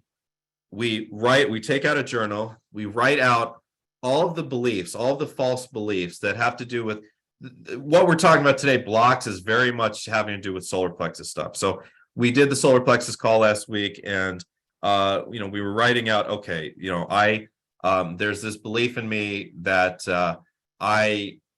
whatever I start, I'm going to fail at, or I'm not welcome in a group, or I'm not as capable or as good as blank. It could be my sister, it could be, it could be my father, it could be my friend, it could be whoever, right? Or I'm not as good as blank. It could be just a blanket everyone else. It could be that I'm not I'm not appreciated, or I'm ostracized, I'm pushed away for my uniqueness. There's all sorts of different things. So you can do this on your own, and it doesn't even have to be specific to chakras, where you can write out false beliefs. This takes some quiet time, some journaling time. And I've seen some people on this call journaling actually while I'm talking, which is, I think, is wonderful. I'm a huge proponent of journaling. I always give journaling exercises on the Ascending as One calls if I can. But writing out any false beliefs that are somewhere in your consciousness. So when it comes to blocks, it could be something like, a lot of it's going to be around worthiness. I don't feel worthy of succeeding at X. It could be succeeding in anything. Or it could be something like, it sounds kind of dark, but this can be a reality, is like, if I'm successful in general, or if I'm successful at X, it means that I have to see myself differently, or it means that others have to see me differently. And a lot of times it's so unnatural, and it feels there's a resistance within to being viewed differently in a more positive light by ourselves or by others. This is something that I had to move through. I used to really thrive, I know it sounds kind of weird, but on negative attention. And I learned it in school. Again, that's where a lot of my blocks came from, because no one appreciated me for being the top, literally the top student as far as like GPA in the school, or being a math whiz. No one appreciated me for being the math Olympiad champion or whatever. They appreciated me for me being funny, goofy, anti-authoritarian, getting in trouble with teachers, getting in fights with people. This is what people appreciated me for. So then I learned, if I do something outrageous, then people will like me and appreciate me. So then that carried on after high school, and then I just get in fights at bars or whatever, then people will like me, right? Stupid, that was my early 20s. I was a little bit of a crazy party guy, right? And so I learned that, and okay, I can self-audit and say, well, I don't do that anymore at all. Now I thrive off of love and positive attention, and it's wonderful. It's much better, right? So that could be something like, maybe I'm uncomfortable with positive feedback. I'm uncomfortable with people appreciating me. I'm uncomfortable with feeling loved by others. I'm uncomfortable with being viewed as successful by others. That could be beliefs that are stored within. It could be that I'm uncomfortable being seen as someone that is a winner. I'm uncomfortable being seen as someone that overcomes challenges, right? Where it's more comfortable to be seen as someone that is always kind of struggling, always kind of has the Debbie Downer syndrome, always something to complain about. A lot of us have had to overcome that sort of stuff. And then maybe you had a mother like that, or maybe you had a sister like that. Maybe there's someone that you were modeling that after. Anyways, doing some journaling, writing out the negative beliefs, the false beliefs. Then on the other side of the paper, write out the opposite vibration of a belief. So if it's, I'm uncomfortable being seen as someone that's successful, or it feels wrong to be seen as someone that's successful, what could be an example of an opposite belief that would be an affirmation? It could be something like, I am successful and this feels wonderful. Or even better, I'm successful and it feels natural. I am successful and it feels wonderful, natural, and great. And I love this feeling. Something like that. Now, initially, that sort of affirmation there's going to be a lot of resistance within. And the next step for this is to just read these affirmations that you've created for yourself in the mirror every day. I love affirmations. I've had a lot of success with them over the years, but the key is doing it in the mirror. That is the key from what I've found. If you don't, it's like you can avoid yourself. It's like you can just read, I am loving, I'm wealthy, I have a wonderful partner and I'm healthy. And it's like, yeah, okay. But if you do it in the mirror, you have to face yourself. You have to look yourself in your own eyes and say, I am wealthy. I am successful. I'm healthy. I'm comfortable being wealthy, healthy, and successful. It's okay. I like being seen as wealthy, healthy, successful. And as you read these affirmations in the mirror, you'll start to recraft them in words that make even better sense to you. If you stick with it, that's something that, if you join, I'll let you in the Telegram group right away. That's something we're doing this week in the Telegram group in my Telegram group for Setting as One is supporting each other in keeping up with our mirror affirmations, right? That we did from last week's call. So that's one exercise, one practical exercise I wanted to give people is writing out false beliefs, doing a self-audit, writing out false beliefs. Then on the other side of the paper, writing out the opposite vibration. That's a positive belief or an affirmation. Right. Yeah. Karen's saying Louise Hay was very big on mirror work. And I love Louise Hay. I've read all her stuff that I could find. And that's great to know. And then reading these to yourself every day, twice a day, if you can, in the mirror, it can be very powerful if you stick with it. If you do it once, it's not going to do much. If you do it 50 times, if you do it for 30 days or 50 days in a row, it will make massive changes very quickly. So that's one practical thing. Another practical thing is using hypnosis or subliminals, because the hypnosis or subliminal tracks go straight to the subconscious mind. You can go on YouTube. It's a magical time in 2023 where there's so much free, wonderful stuff out there on YouTube. And you can just look up whatever, subliminal hypnosis for business success, subliminal hypnosis for health, subliminal hypnosis for attracting love, whatever it is. And again, if you listen to it once or twice, it's not going to do a damn thing. If you listen to it 50 times, 100 times, 200 times, you will absolutely see changes. Okay. Subliminals are very powerful, but they require repetition like everything. And the other thing is scripting. So scripting is an exercise that comes from law of attraction teachers where you write, it's the acknowledgement that essentially the adage of your life is unfolding how you are describing it is true. That if you really self-audit yourself and think about habitually, how do you describe your life to others? If it's full of woe is me sort of assertions, and then if you look at your life, you will very often, if not always, find a correlation between the woe is me description of your life and how your life actually feels. And this is a principle in law of attraction that's very powerful. If you rewrite the script of your life as if it is manifesting as exactly as you want it, and you read that story, ideally once a day, even better, read it out loud. So a thing you could do, us being in this 111 portal, this would be a great day today to do it if you have time. Write out who you would ideally like to be who would you like to see look back at you in the mirror by the end of 2023? What do they look like? What is your life like? What are your finances like? What have you been successful with, etc.? Who are you? Now there's going to be a separation in frequency for sure between that version of you and the version of you right now, but that's okay. That's that's kind of the fun of the law of attraction. That's the fun of evolution, is bridging that gap.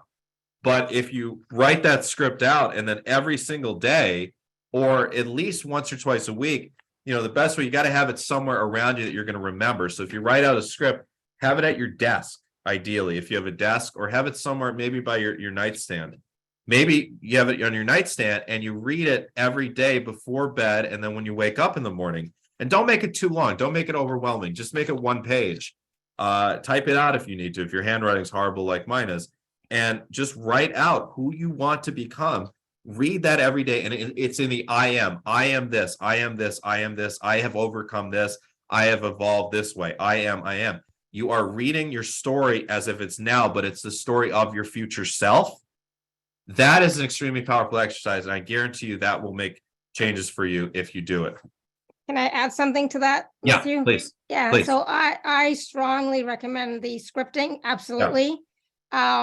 And I actually, what I offer to my clients or suggest to them is that they actually record it on their phone where they can actually listen to it at the same time. I love that too. Yeah, I love Yeah. that. Yeah, yeah. Right. So that is something I strongly, strongly agree with. I mean, I think everybody should do it. And as well as the subliminal audios, the key is to listen to it every day, every Yeah, day for right. a while, Yes, right? It does yes. take a while.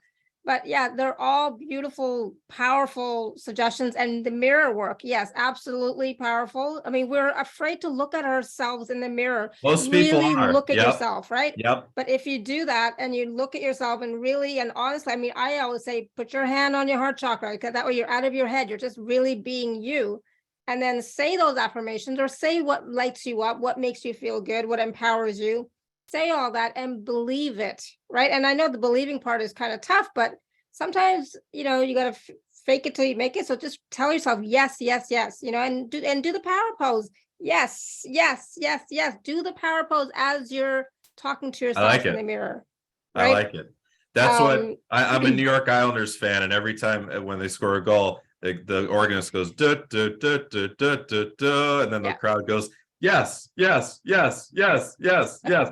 It comes from wrestling. It comes exactly. from WWE actually, but the But it's Islanders fans kind of.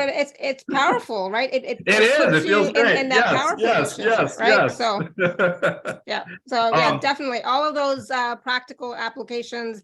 practical tips are really going to help you to uncover your blocks, let go of your blocks, help you move forward to create the life that you desire. And it's possible for each and every one of us. So does that mean I have to brush my hair? No, you don't have to brush your hair. Well, I was going to respond to that. Actually, I was going to say, this is my Go ahead. advice, is if it makes you feel better, if it makes you feel more like the future version of you, then sure. Yeah. If not, I mean, it doesn't really matter that much, but It doesn't. And yeah, like Michelle says, I'm not comfy looking at my right. face or hearing my voice, Yeah. but the more you do it, the less uncomfortable it becomes. And part of that is, it's like, how badly do you want your life to change? Yeah. Right? Yeah. I don't like the sound of I mean, nobody likes the sound of their voice when they listen back to audios or videos, but I do nobody though. does. I hope that doesn't make me a narcissist. I don't like the sound of my voice, I'll be honest, right? So I don't listen to myself too much. But then again, it's like, you know what? If the scripting, hearing in my own voice, listening to it every day, if it helps me, if it creates my life, then yes, I'm going to do it. I'm going to let go of that belief that, oh my God, I don't like my voice or it doesn't sound good. Who cares? In the end, it's like, is my life changing? Yes, awesome. There you go. Yeah, perfect. So Laura, I was thinking, just looking at the time, why don't we do a couple of readings, and then why don't we do a quick 5-minute process? I want to lead people, just because it's 111, lead people kind of in seeing their highest possible self, seeing the Sounds self good. that they want to manifest, and seeing the world we want to manifest to. Because anytime we get a 111 or an 1111 day, it's powerful. We want to put that positive energy into the grid. But why don't we do some private readings? Well, not Sure. private, they're public, but one-on-one readings, Personal. right? Personal readings. Yeah. That's the word. The questions I'd like people to ask is just, ask me to help you with, understanding your blocks, essentially where they come from, and how to move forward through them, because that's the focus of today's call. So I want to keep us on track with that. Yes, absolutely. And, we're going to try and get to as many as we can, but we'll see. And also, and just, if you happen to have a reading with me scheduled for this month already, if you're already in ascending as one, let other people, if you don't mind, have their time. Yeah, sounds good. All right. So, Jennifer, you want to unmute yourself? Hello. Hi. Go Hi there. ahead. Okay, Matt. So my question is, I don't think I am very good at receiving. And it's so funny. Sorry to interrupt. I didn't even mention that, but that's like one of the biggest things. I think I mentioned it kind of in roundabout ways throughout this, but I didn't say it directly. I'm glad you brought that up. That is one of the biggest, most common blocks for people is learning to receive. Definitely has been for me. Yeah.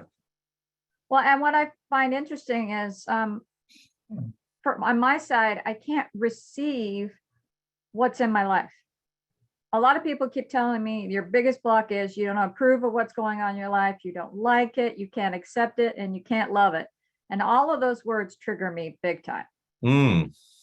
And so I'm trying to look for a new perspective on that. And I'm wondering if, receiving also involves receiving, meaning just accepting what is happening in your life as not necessarily saying it's okay, but you see, I'm speechless. I don't even know how to explain it. My block just feels so big. I just know that some days I wake up and I don't want to be alive because I don't like my life, or I don't know what's coming, and I know I'm not going to like it.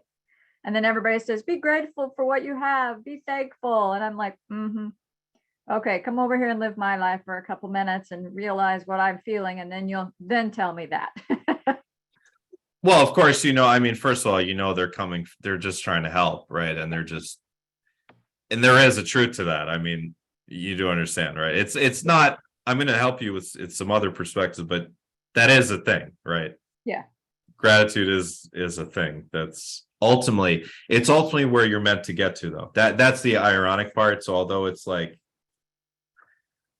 it's a bit triggering now, ironically, like eventually you are meant to get to that frequency where it is okay to just like be grateful for whatever. That would be great.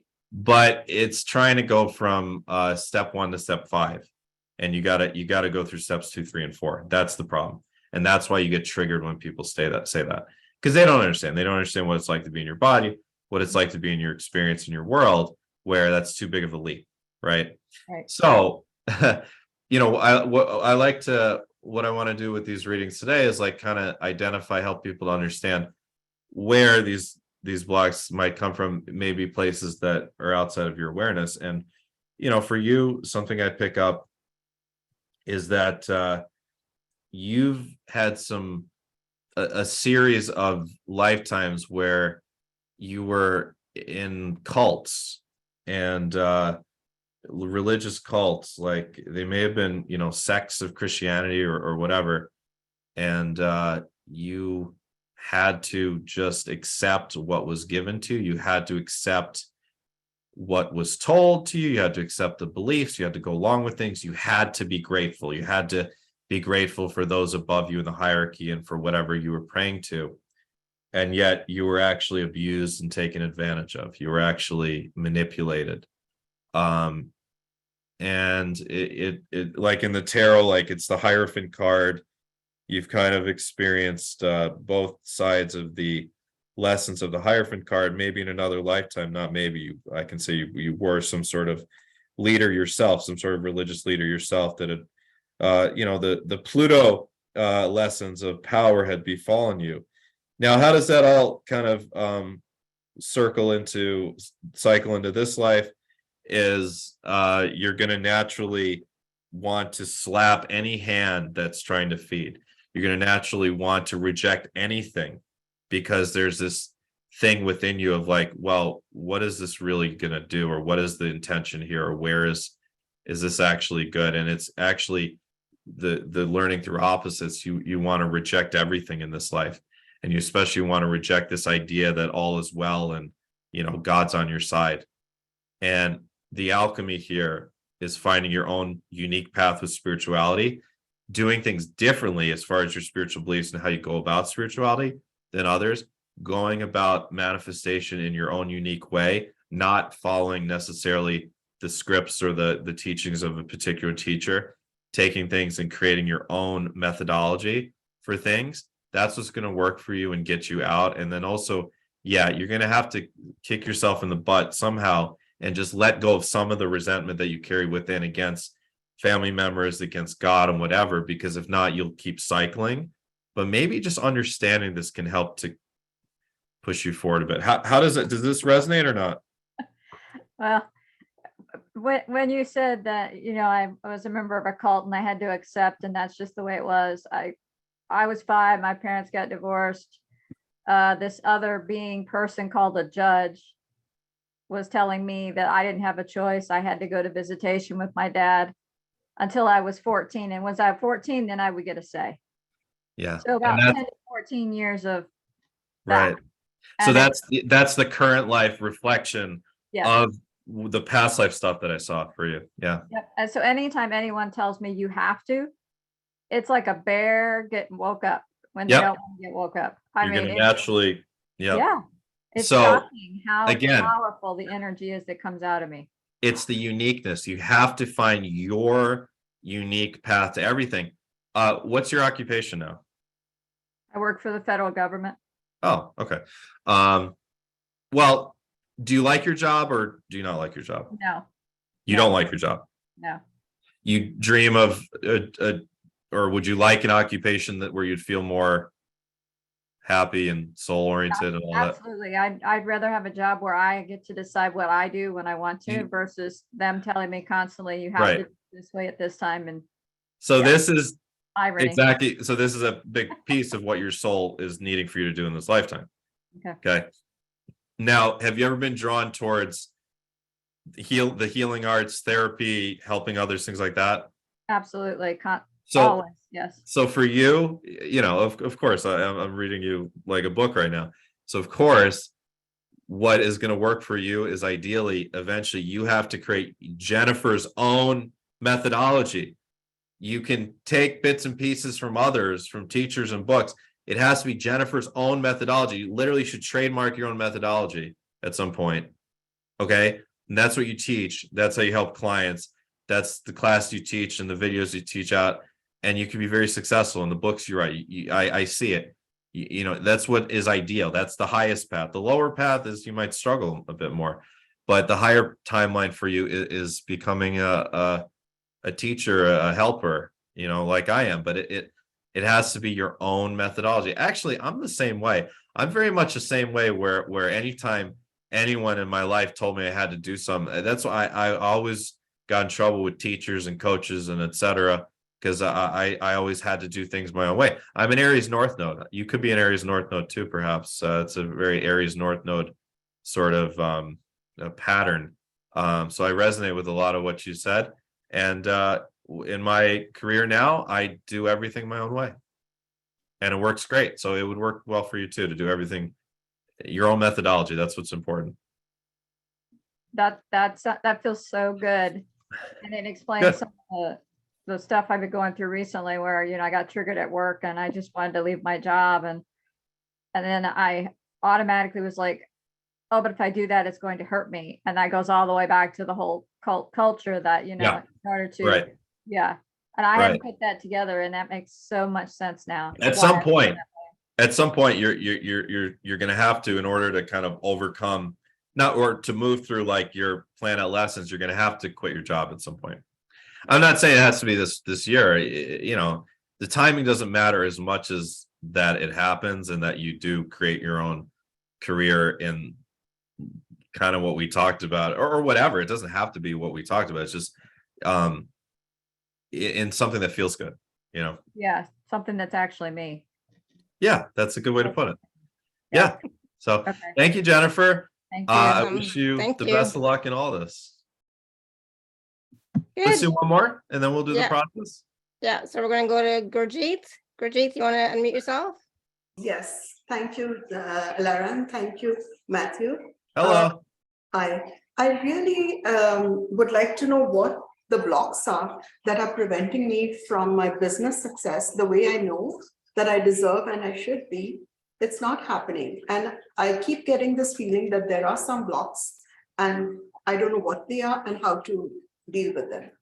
So from past lives, what I'm being shown is you literally like kind of being held in bondage as like a female servant to powerful men in other lifetimes, where you had no power at all. You were kind of sold into that. Your family sold you into that. And anytime you tried to just do something for yourself, and this was over the course of multiple lifetimes, you'd be laughed at, like, oh, look at that, a woman trying to do a man's thing or whatever, right? And in this lifetime, it's important that you break through any of those blocks within of there's a whatever subtle feeling on an unconscious mind level or subconscious mind level of not feeling totally capable or not being viewed as capable by your peers, right? That's important to, that's really the essence of it. So how is this practically, you have to become even bigger. Can I ask you, I don't mean to prod, but are you a relatively like short person as well? Yes, about 5 feet 1 inch. So your soul intentionally made you a short person because the lesson, the challenge is to become bigger as a short person. Okay. You're supposed to get the Napoleon complex, except use it for good in this lifetime. Okay. So the solution here energetically, whatever you're doing in business, you have to become bigger and louder and more stepping over where maybe it feels uncomfortable, breaking social rapport, being more, bringing out parts of your personality that maybe haven't, been brought out in business before, and taking risks in business that you haven't done before. And the more you do that, it starts to backwards reinforce, because you start to look back, be like, oh, look at that, that worked. I'm doing that.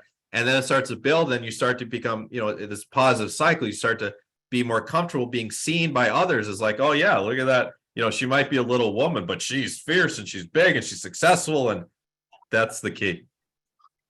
Yes. And anything I can do currently to eliminate these blocks or is it just the actions that you said to take risks? Yeah, I would, for you, I would, the scripting, but also I would, think about what is one big thing, big step forward, risky, relatively new or risky step forward in my business that I could take this year, and make sure you do that this year. You want to take a big kind of step to like show yourself that I am comfortable taking risks and being bigger. So this year, take one big step. That would be important. And then also, as I said, having a support group, whether it's my Ascending as one group or maybe it's a different group, whatever, having a support group is good too. So for this year, what I had in mind was to start, with my YouTube channel. For me, that's big. And to be that's perfect. That's perfect in what I'm talking about. That forces you to become bigger, to bring out a personality, to and to develop your voice, to develop that throat chakra. And there's nothing like, how you can energetically clear blocks or energetically just offer support. Is that a possibility? What do you mean? Like, sometimes that people can energetically remove the blocks that are there in the way. So is that a possibility? Can you mean doing it removing them on your own? Or with the help of anyone? Oh, yeah. I mean, that's something that I do in my energy healing sessions. I'm just not currently offering them right now until the fall, but there's a lot of people out there, and it can be very helpful. Go to someone that is a chakra healer and work on your throat chakra. But you can also work on it yourself by, first of all, if you join my Ascending as one group, if you get either package, we have a Healing the Throat Chakra call on March 5th. So that'll be very helpful for you. But anyone you go to that can help with the throat chakra, especially. Yeah. With the calls that you have, you said they are on Sundays, and I actually work on Sundays. Well, if you miss the live calls, you can watch the recordings. But which time zone are you in? In the Pacific time zone. You're in Pacific, so you work during the day? Yeah. Well, if a lot of people, probably what I found is about half the people that are registered are on the live calls, about half watch the recordings. So you can still be involved in the Telegram group if you watch the recordings, and you still learn a lot from all the recorded bonus webinars, and you get the private sessions with me. So what time are these calls on Sundays? 2 p.m. Pacific. 2 p.m. Pacific. They're 3-hour calls, so 2 to 5 Pacific on Sundays. Thank you. But would love to have you. Anyways, anything you can do to really heal the throat chakra, activate the throat chakra this year. And also, on YouTube, throat chakra frequencies, throat chakra sound healing, anything like that. Okay. It's all throat. And get your YouTube channel going. I do have some videos, but get a nice background. Okay. Make a nice background. Make yourself, I don't know if this is your workroom or whatever, but have really set up like Alara's got a nice background going. Okay. Aesthetics are very important on YouTube. Get a really high, your camera looks pretty good, so you're good with that. But just set it up, make sure everything's straight, make sure everything looks good, do a little bit of editing to have a title, an intro, make sure you use hashtags. Okay. Read up on, just Google tips on growing your YouTube channel, because there are some practical things to really help your videos go farther. And have a better microphone. You got to have a better microphone. Okay. Yeah, you're right. You're actually right, Alara. It's a little bit tinny. So Yeah. a microphone would be good. Yeah. Yeah. Thank you so much. I will look into that. Yeah. Awesome. Blessings. Good. Best of luck and Thank you. everything. And I was just going to say, just, even when you do energetic work, healing, clearing energetic blocks, you you're right. still have to Sorry take to interrupt. action. Karen, Gurjit, it could just be because you're in a small room and it's echoing. That very well could be it. Like I'm in a very expansive room, so that's why I don't have that echo. It could just be the echo of if you're in a confined space. I'm in a small room, but Are I you? have a Yeah, but do you have an a- actual microphone or are you using the I do. computer? I have See, an that's the thing. external- I'm using the computer mic, but it sounds Okay. decent because I'm in a large space. Yeah. And Yeah. bare walls echo. So it's important to have Right. stuff on the walls. Yeah. Right, exactly. Yeah. Mine is a small room too. It's my home office, so it's a Yeah. small little room, not too big. Yeah, but no, that's what I'm saying. If it's too small, that's where you can get an echo. So get that. But if you get a microphone, if you get a USB microphone, that'll help. And also just putting paintings on the wall will help to absorb the sound. So The there's sound. no echo. You don't want, we're saying you don't want an echo. Thank Yeah. you. I get it. Okay. All right. Perfect. Yeah. So again, I'm going to say, because this is so important. Even when you do energetic work, even when you do healing work, you still have to take action here in the Yeah. physical world. Oh yeah. Yeah. Okay. So you still got to take action, but There's yes. a principle. I'm a Wiccan witch, and there's a principle in Wicca, and just in witchcraft in general, that you have to take action in the magical and the mundane. If you Mhm. only take action in the magical world, you won't get the results. You have to take action in both worlds. And Yeah. actually, generally, the advice is to take action in the mundane world first, and then mundane meaning the physical world, and then Yeah. taking magical action or doing them at the same time. Yeah. Absolutely. And all this is magic. All of this is witchcraft, scripting. It's all just intention amplification. That's all it is. And that's all witchcraft is. That's all candle magic is. I have a course, if you're interested in candle magic, by the way, in package B, I believe. Package both packages. I No, think it's, B, you're right. Yeah, B. Package B. Yeah. there's a lot. You have a lot of stuff in your Yeah. packages. Yeah. All right. So you want to do, Yeah, let's have everyone close their eyes, Yeah. if you don't mind, unless you're driving. Please keep your eyes open if you're driving, please. If you're driving a spacecraft, you can maybe close your eyes if you have like, the AI spacecraft driving technology on. But everyone take a nice deep breath. I want to feel yourself grounding first. Feel your feet sinking into the ground. I want you to pull your feet into the ground. Like not literally, but like imagine the energy pulling through your feet and down into the earth. We want to really ground ourselves first. Imagine roots, imagine tree roots growing out of your feet, out of your toes, and really going down and sinking into the earth, growing, rooting into the earth. Imagine a cord going from your bottom, from your root, all the way down through deep into the earth. We really want to ground ourselves to the physical world for this process. Imagine even that you're outdoors. If you're not outdoors right now, imagine you're outdoors and you see the trees and the grass and the birds and the sky and the chipmunks and the squirrels all around you. And I want you to observe yourself now, almost like you're able to take a camera and observe yourself. Imagine you're perhaps sitting outside in a beautiful nature spot. Observe yourself as you are, very peaceful. Imagine that you're sitting in that chair and you're looking into a mirror. Imagine you're holding a mirror in your hands and you're observing yourself. You're trying to understand yourself. You're trying to see where you're at, understand where you're at. Then I want you to imagine that there's a version of you that starts to stare back at you in this mirror that seems a little bit older, a little bit wiser, a little bit more peaceful, a little bit more balanced, happier, seeming like they've let go of burdens, perhaps. Feeling much more balanced. feeling successful. I want you to imagine you're going to step through, almost like this mirror becomes a portal. And I want you to step through the mirror to the other side.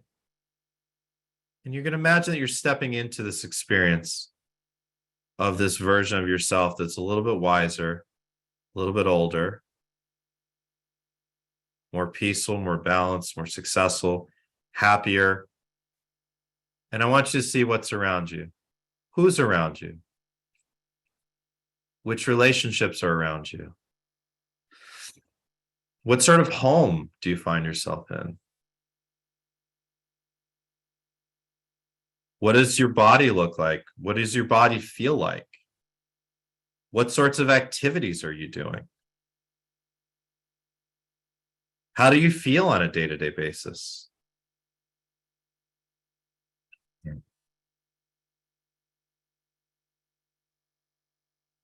And I want you to really activate the positive emotions and amplify the positive emotions within you. I want you to feel this sense of joy and peace and excitement and health and wealth. And I want you to see yourself doing the activities that are an exemplification of this new you. And I want you to see real world examples, evidence that you've overcome a lot of the blocks. So maybe you're doing activities that you couldn't do before because of your health. Maybe there's a relationship that you didn't have before, a partnership. Maybe you are single and that feels better. Maybe you've healed a partnership. Maybe your relationships with family members is better. Maybe there's new pets around you. Maybe there's a new home you're in. Maybe you're seeing yourself traveling.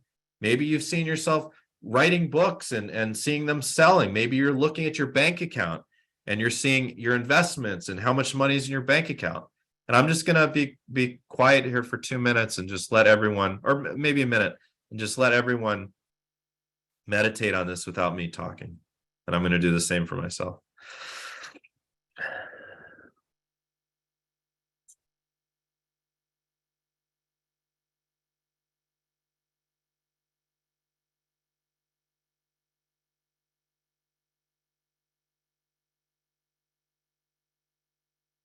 I want you to feel the emotions. Sorry to talk, but I want you to feel the gratitude and the sense of accomplishment and the sense of, yes, I did this. So happy.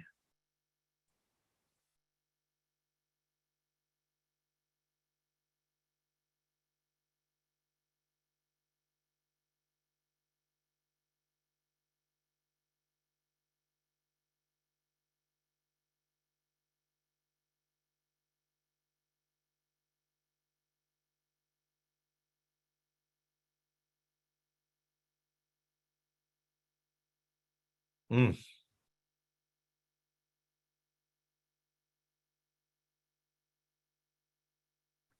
And I want you to notice this version of yourself and ask this version of yourself how they overcame the obstacles. How did they evolve from where you are now to who they are? Ask them. Maybe you get words, maybe you get visions, maybe you get feelings. Mm.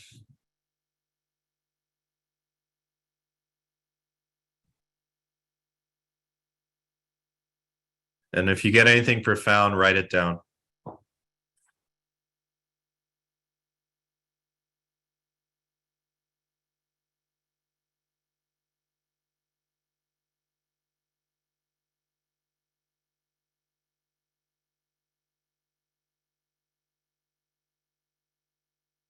Now I want you to amplify this vision with emotion and light. So we're going to smile wide and we're going to amplify light into this vision of wealth and success and happiness and having overcome all our blocks, and amplify it, amplify it, amplify it. And we're going to put this vision in a bubble.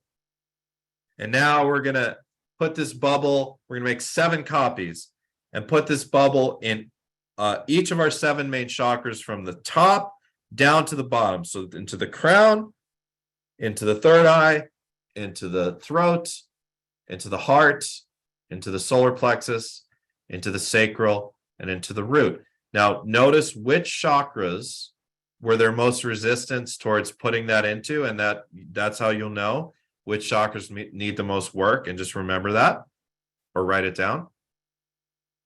And now just kind of visualize and see the energy running up and down through your entire chakra system, and see white light coming from way above you, down through your crown, down through all 7 of your main chakras, and then down into the earth below you, streaming through this white light, and seeing this white light expand out around you. And now let's imagine that we're joining hands, all of us in this group, both those that are watching live and watching the recording.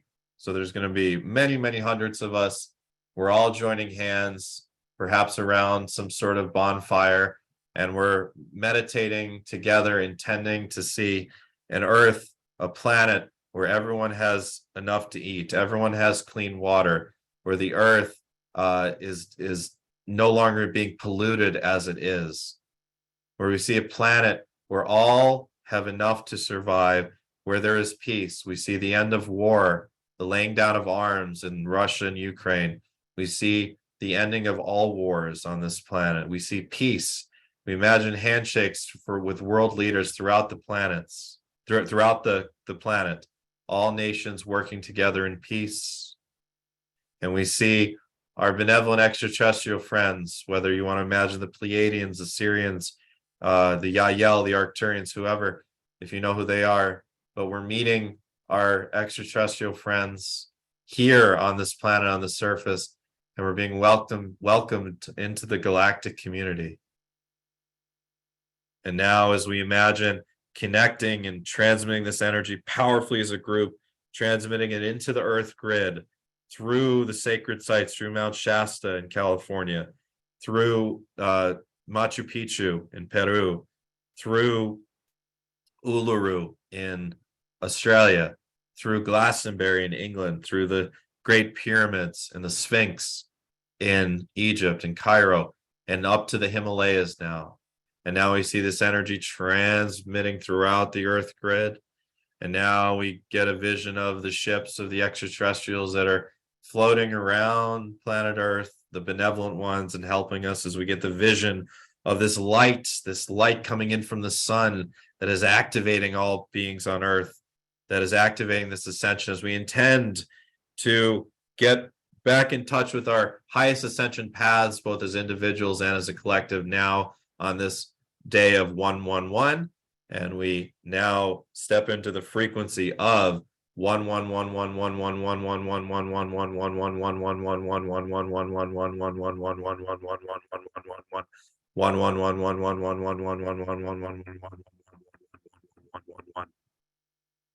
And may it be so, and so it is. And now grounding back into the body, grounding back into the root chakra, seeing once again those roots, those tree roots growing out of your toes and out of your feet and down into the earth, and seeing yourself become a tree. Literally see yourself becoming a tree.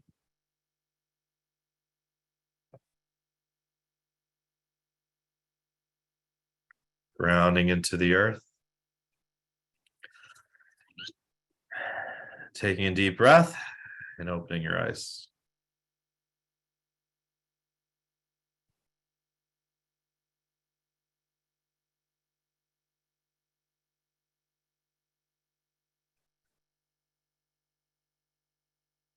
Awesome. Wow. Thank you. So hopefully you all were able to see a brand new future for yourself. And for the planet. And for the planet. Yes. Good. That was amazing. Everyone's saying amazing. Thank you. That was amazing for me because I just started a vision board this morning with a tree at the center. Nice. Yeah, a vision board's great. That's another manifestation ritual that's really, really helpful. Very powerful. Good. Awesome. And, for the rest of the day, for those that are on live, think of this as a manifestation day and a day to get back on track with your highest ascension path. Allow 111 at the beginning of the year and 1111 at the end of the year to realign you. And then allow the eclipses, when the eclipses come, to realign you as well. Awesome. Whew, still feeling Anyone it. else feedback? I'd love to hear what others thought of that. I know there's a lot of people that are still hanging around. Mm-hmm. Whew, And let's do another reading if you want. sure. Hold on. Let's see. And I'm in no rush if you want to do a couple more. It's up to you. All right. All right. We're going to go to Olga. Olga, you want to unmute yourself?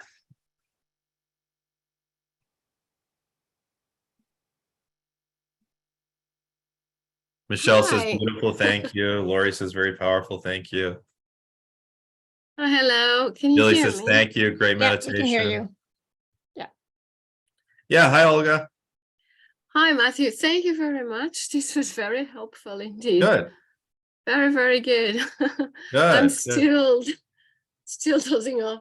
Did you enjoy the Um, meditation? I did, and Good. and I had a very beautiful vision. Thank you. It was worth it. Definitely. Excellent. Yeah. My heart is beating a What little did you bit. get? Tell me. So did you get some insight from seeing the difference, seeing the gap, so to speak, between who you want to become, who you were projecting, and where you are, and how did they overcome those blocks?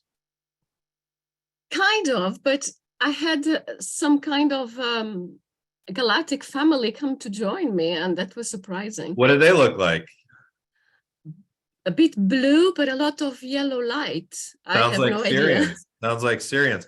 So you I have should no idea. join my group because we have in March we have understanding extraterrestrial races. I'm going to go over all, and I've almost a decade of experience in interacting and learning about all these different extraterrestrial races. It And by sounds the way, exciting. sorry to interrupt you, but just for the group, one other announcement is that I have an in-person retreat coming up in August on the Lionsgate, the True Lionsgate. The True Lionsgate is actually August 3rd.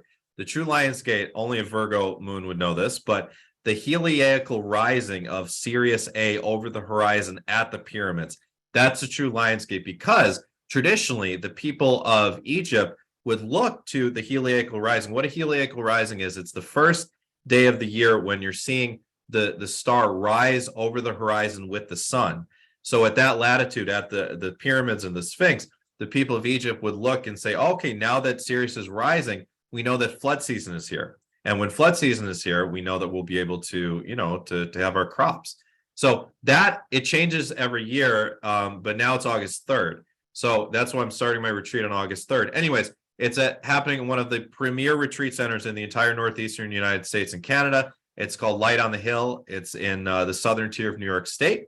And we're going to, everything's included, your accommodations for 3 nights, all of the activities, including, yoga, Tai Chi, massage treatments, one-on-one coaching with me, drum circles, shamanic initiations, shamanic walks through the sacred grounds, which include waterfalls, include ponds and vortexes and things like that. There's temples as well that you can explore and meditate in.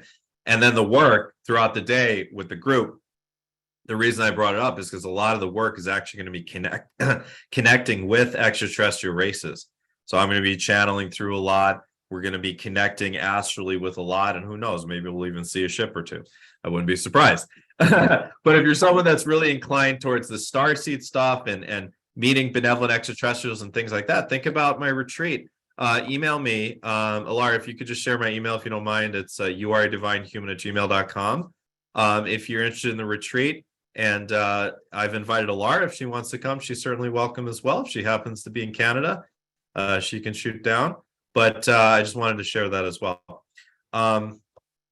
Yes, good. There's my email. So yeah, you can, and also on my YouTube channel, if you look up on YouTube, Matthew John, I did a video about the retreat. There's a deadline Sunday, January 15th, for an early bird deposit. If you put down a $400 deposit, you save 30% on the retreat. So hopefully those that are watching the replay, if you want to save 30%, it's all inclusive. If you're flying in, I'll pick you up from the airport in Syracuse.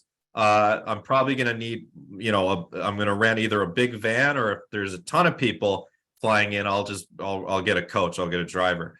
But I'm going to make it easy, pick you up from the airport, swing you back to the airport in Syracuse, Everything's included. They have some of the best food you can imagine. And if you need vegan, fine. If you need gluten-free, fine. If you just want vegetarian, that's kind of the standard, fine. Accommodations are wonderful. The view is spectacular. So a lot of people are already signed up, but I have a lot of space left. I have single rooms, double rooms, multiple family rooms. So yeah, let me know if you're interested in that as well. Okay, sorry for the interruption, but what problem with USA retreats, unvaccinated cannot get in? I don't know what the rules are now for people flying in the United States. I don't know. You'll have to look that up. But just remember, things could change between now and August. Okay. Okay. What did you want me to help you with, Jilly?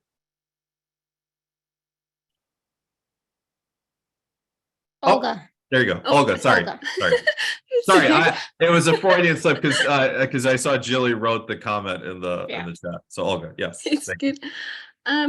If you could help me understanding better my block around playing small in my business. I've been working on limit beliefs, imposter syndrome, and self-confidence, but it still feels like nauseous, put it away, every time I need to show up. It feels like I do one client or two and then I run away. It feels like something is not right, but I still not put So my... is it because do you feel drained, or describe the feeling a bit more if you don't mind? I want to do it perfect all the time. Well, there you go. So you've already you're so self-aware right now. So that's obviously the thing, is letting go of that perfection and making it into more of a fun exercise, you know? Like if, you know, like my personality is naturally kind of goofy and non-serious, you know, a lot of the times. And that's kind of, it's letting go of that perfectionism. It's okay to mess up. It's okay to fail. And maybe that's something that you end up teaching people as well. It's okay to be human. It's okay to screw up, you know? Yeah. I just want I want to treat people at once. I just want to give everything that they want and just fix the problems completely. And well, within you, is there this sense of wishing you could just fix everything all at once within yourself? Right. The people that we work with are become a reflection of the inner. So it's about, you know, the block is about releasing this need within to fix, repair, resolve everything all at once, and to allow yourself to be human. And think back into your past. Think back when you were in school, in childhood.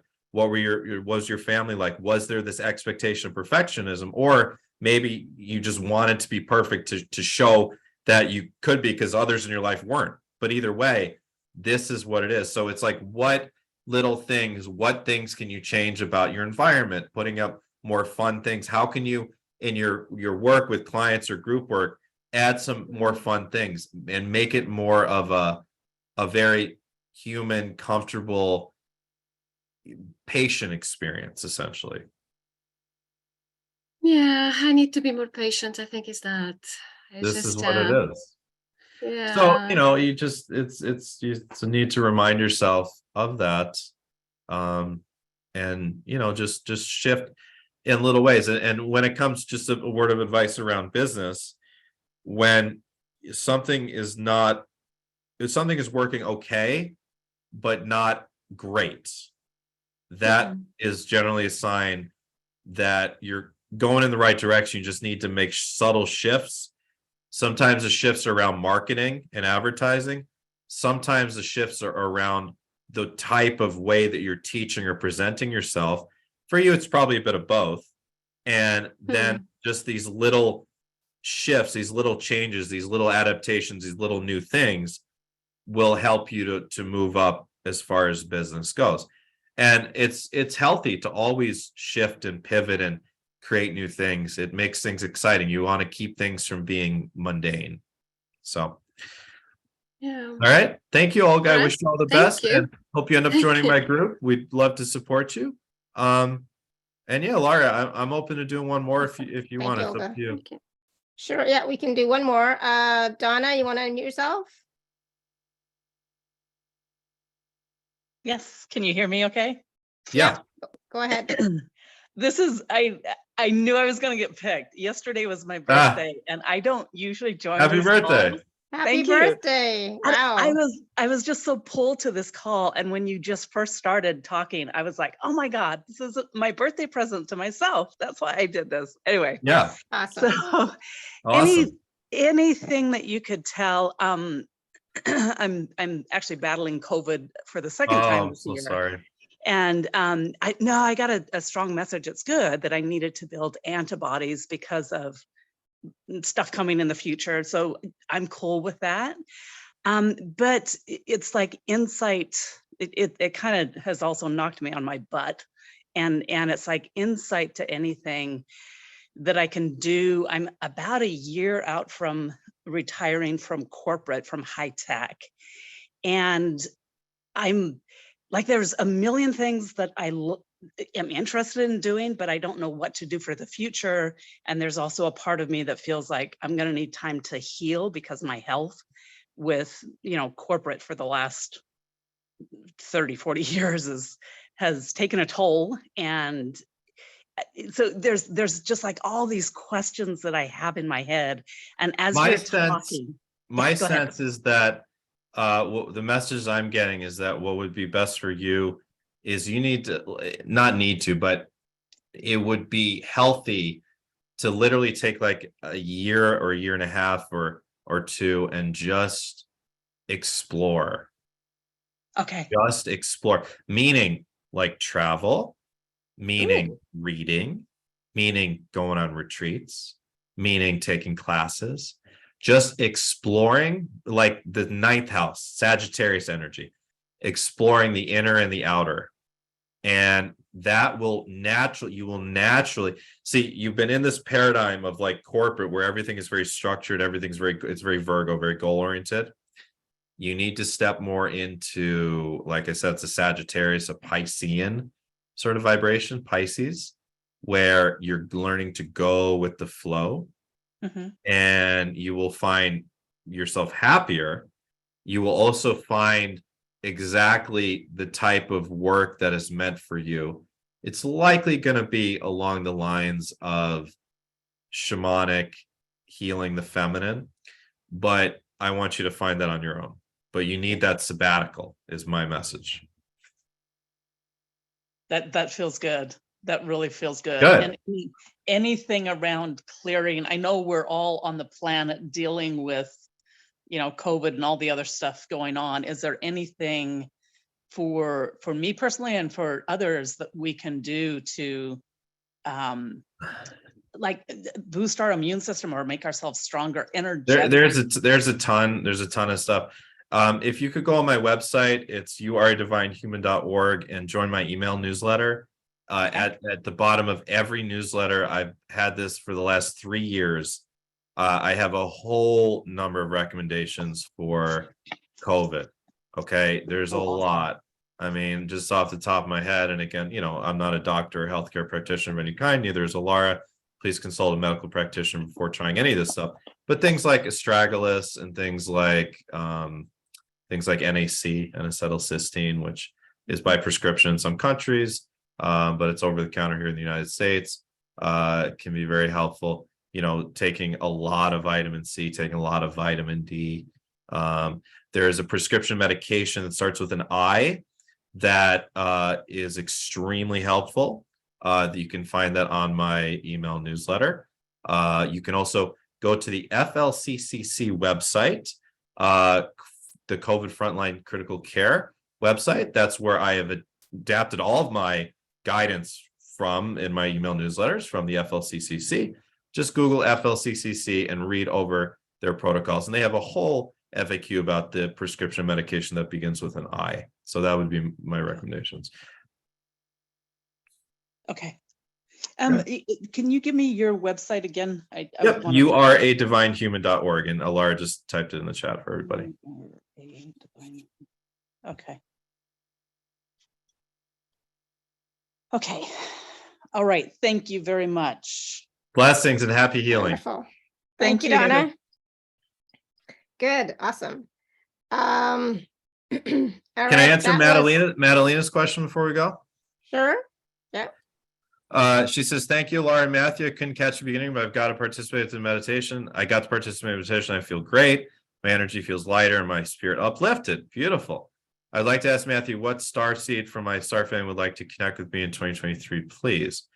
Let me tune into that. Madalena, who's trying to connect with Madalena more?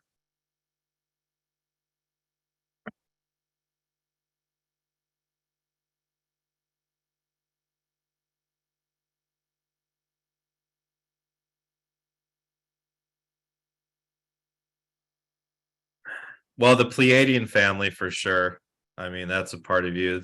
There's a family from the star Aldebaran, or some people pronounce it differently, I guess, but that as well is what I see. So, and by the way, feel free to come to my retreat. We'll be doing a lot of connecting, at least with the Pleiadians. Awesome. So the Pleiadians and the Aldebaran or Aldebaran. Yeah, what are the beings called around the star Aldebaran? I don't know. I guess we could maybe call them Aldebarans, but there's only been, I've talked about this with you on other shows. People can certainly look back in your channel. But the starseed, I've done like almost 1,000 of these starseed regressions over the years. Just a couple times people have seen themselves at that Aldebaran star, a handful of times. But Pleiadians is very common, and the Orion beings is another connection. The Orion humans. So those three, I would say. Awesome. The Aldebaran, the Eye of Taurus, the Bull, it's a red supergiant. Thank you, Karen. Thank you. Yeah, great info. All right, everyone, this was such a full show, and I'm so grateful for Matthew for all of his wisdom, and just, oh my God, we just covered so much. You definitely want to check out his packages, work with him in package A or package B. And again, both of the packages are available in 2- and 3-part payment plans. And please use my gift code ATHN10. So for 2023, it's ATHN10. Please use that gift code.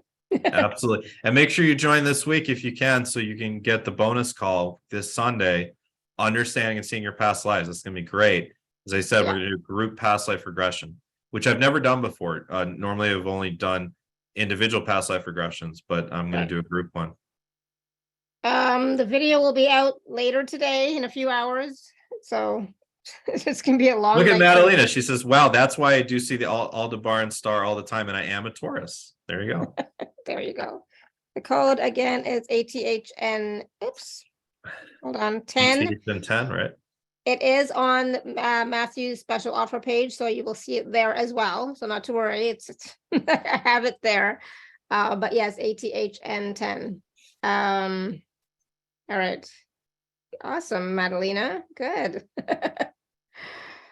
Great show. Lots of great information here today. Nice seeing you, Matthew. So grateful for all that you and Alara have shared. Gotta go. Oh, what wonderful. Thank you, Brenda. All right, everyone. So thank you.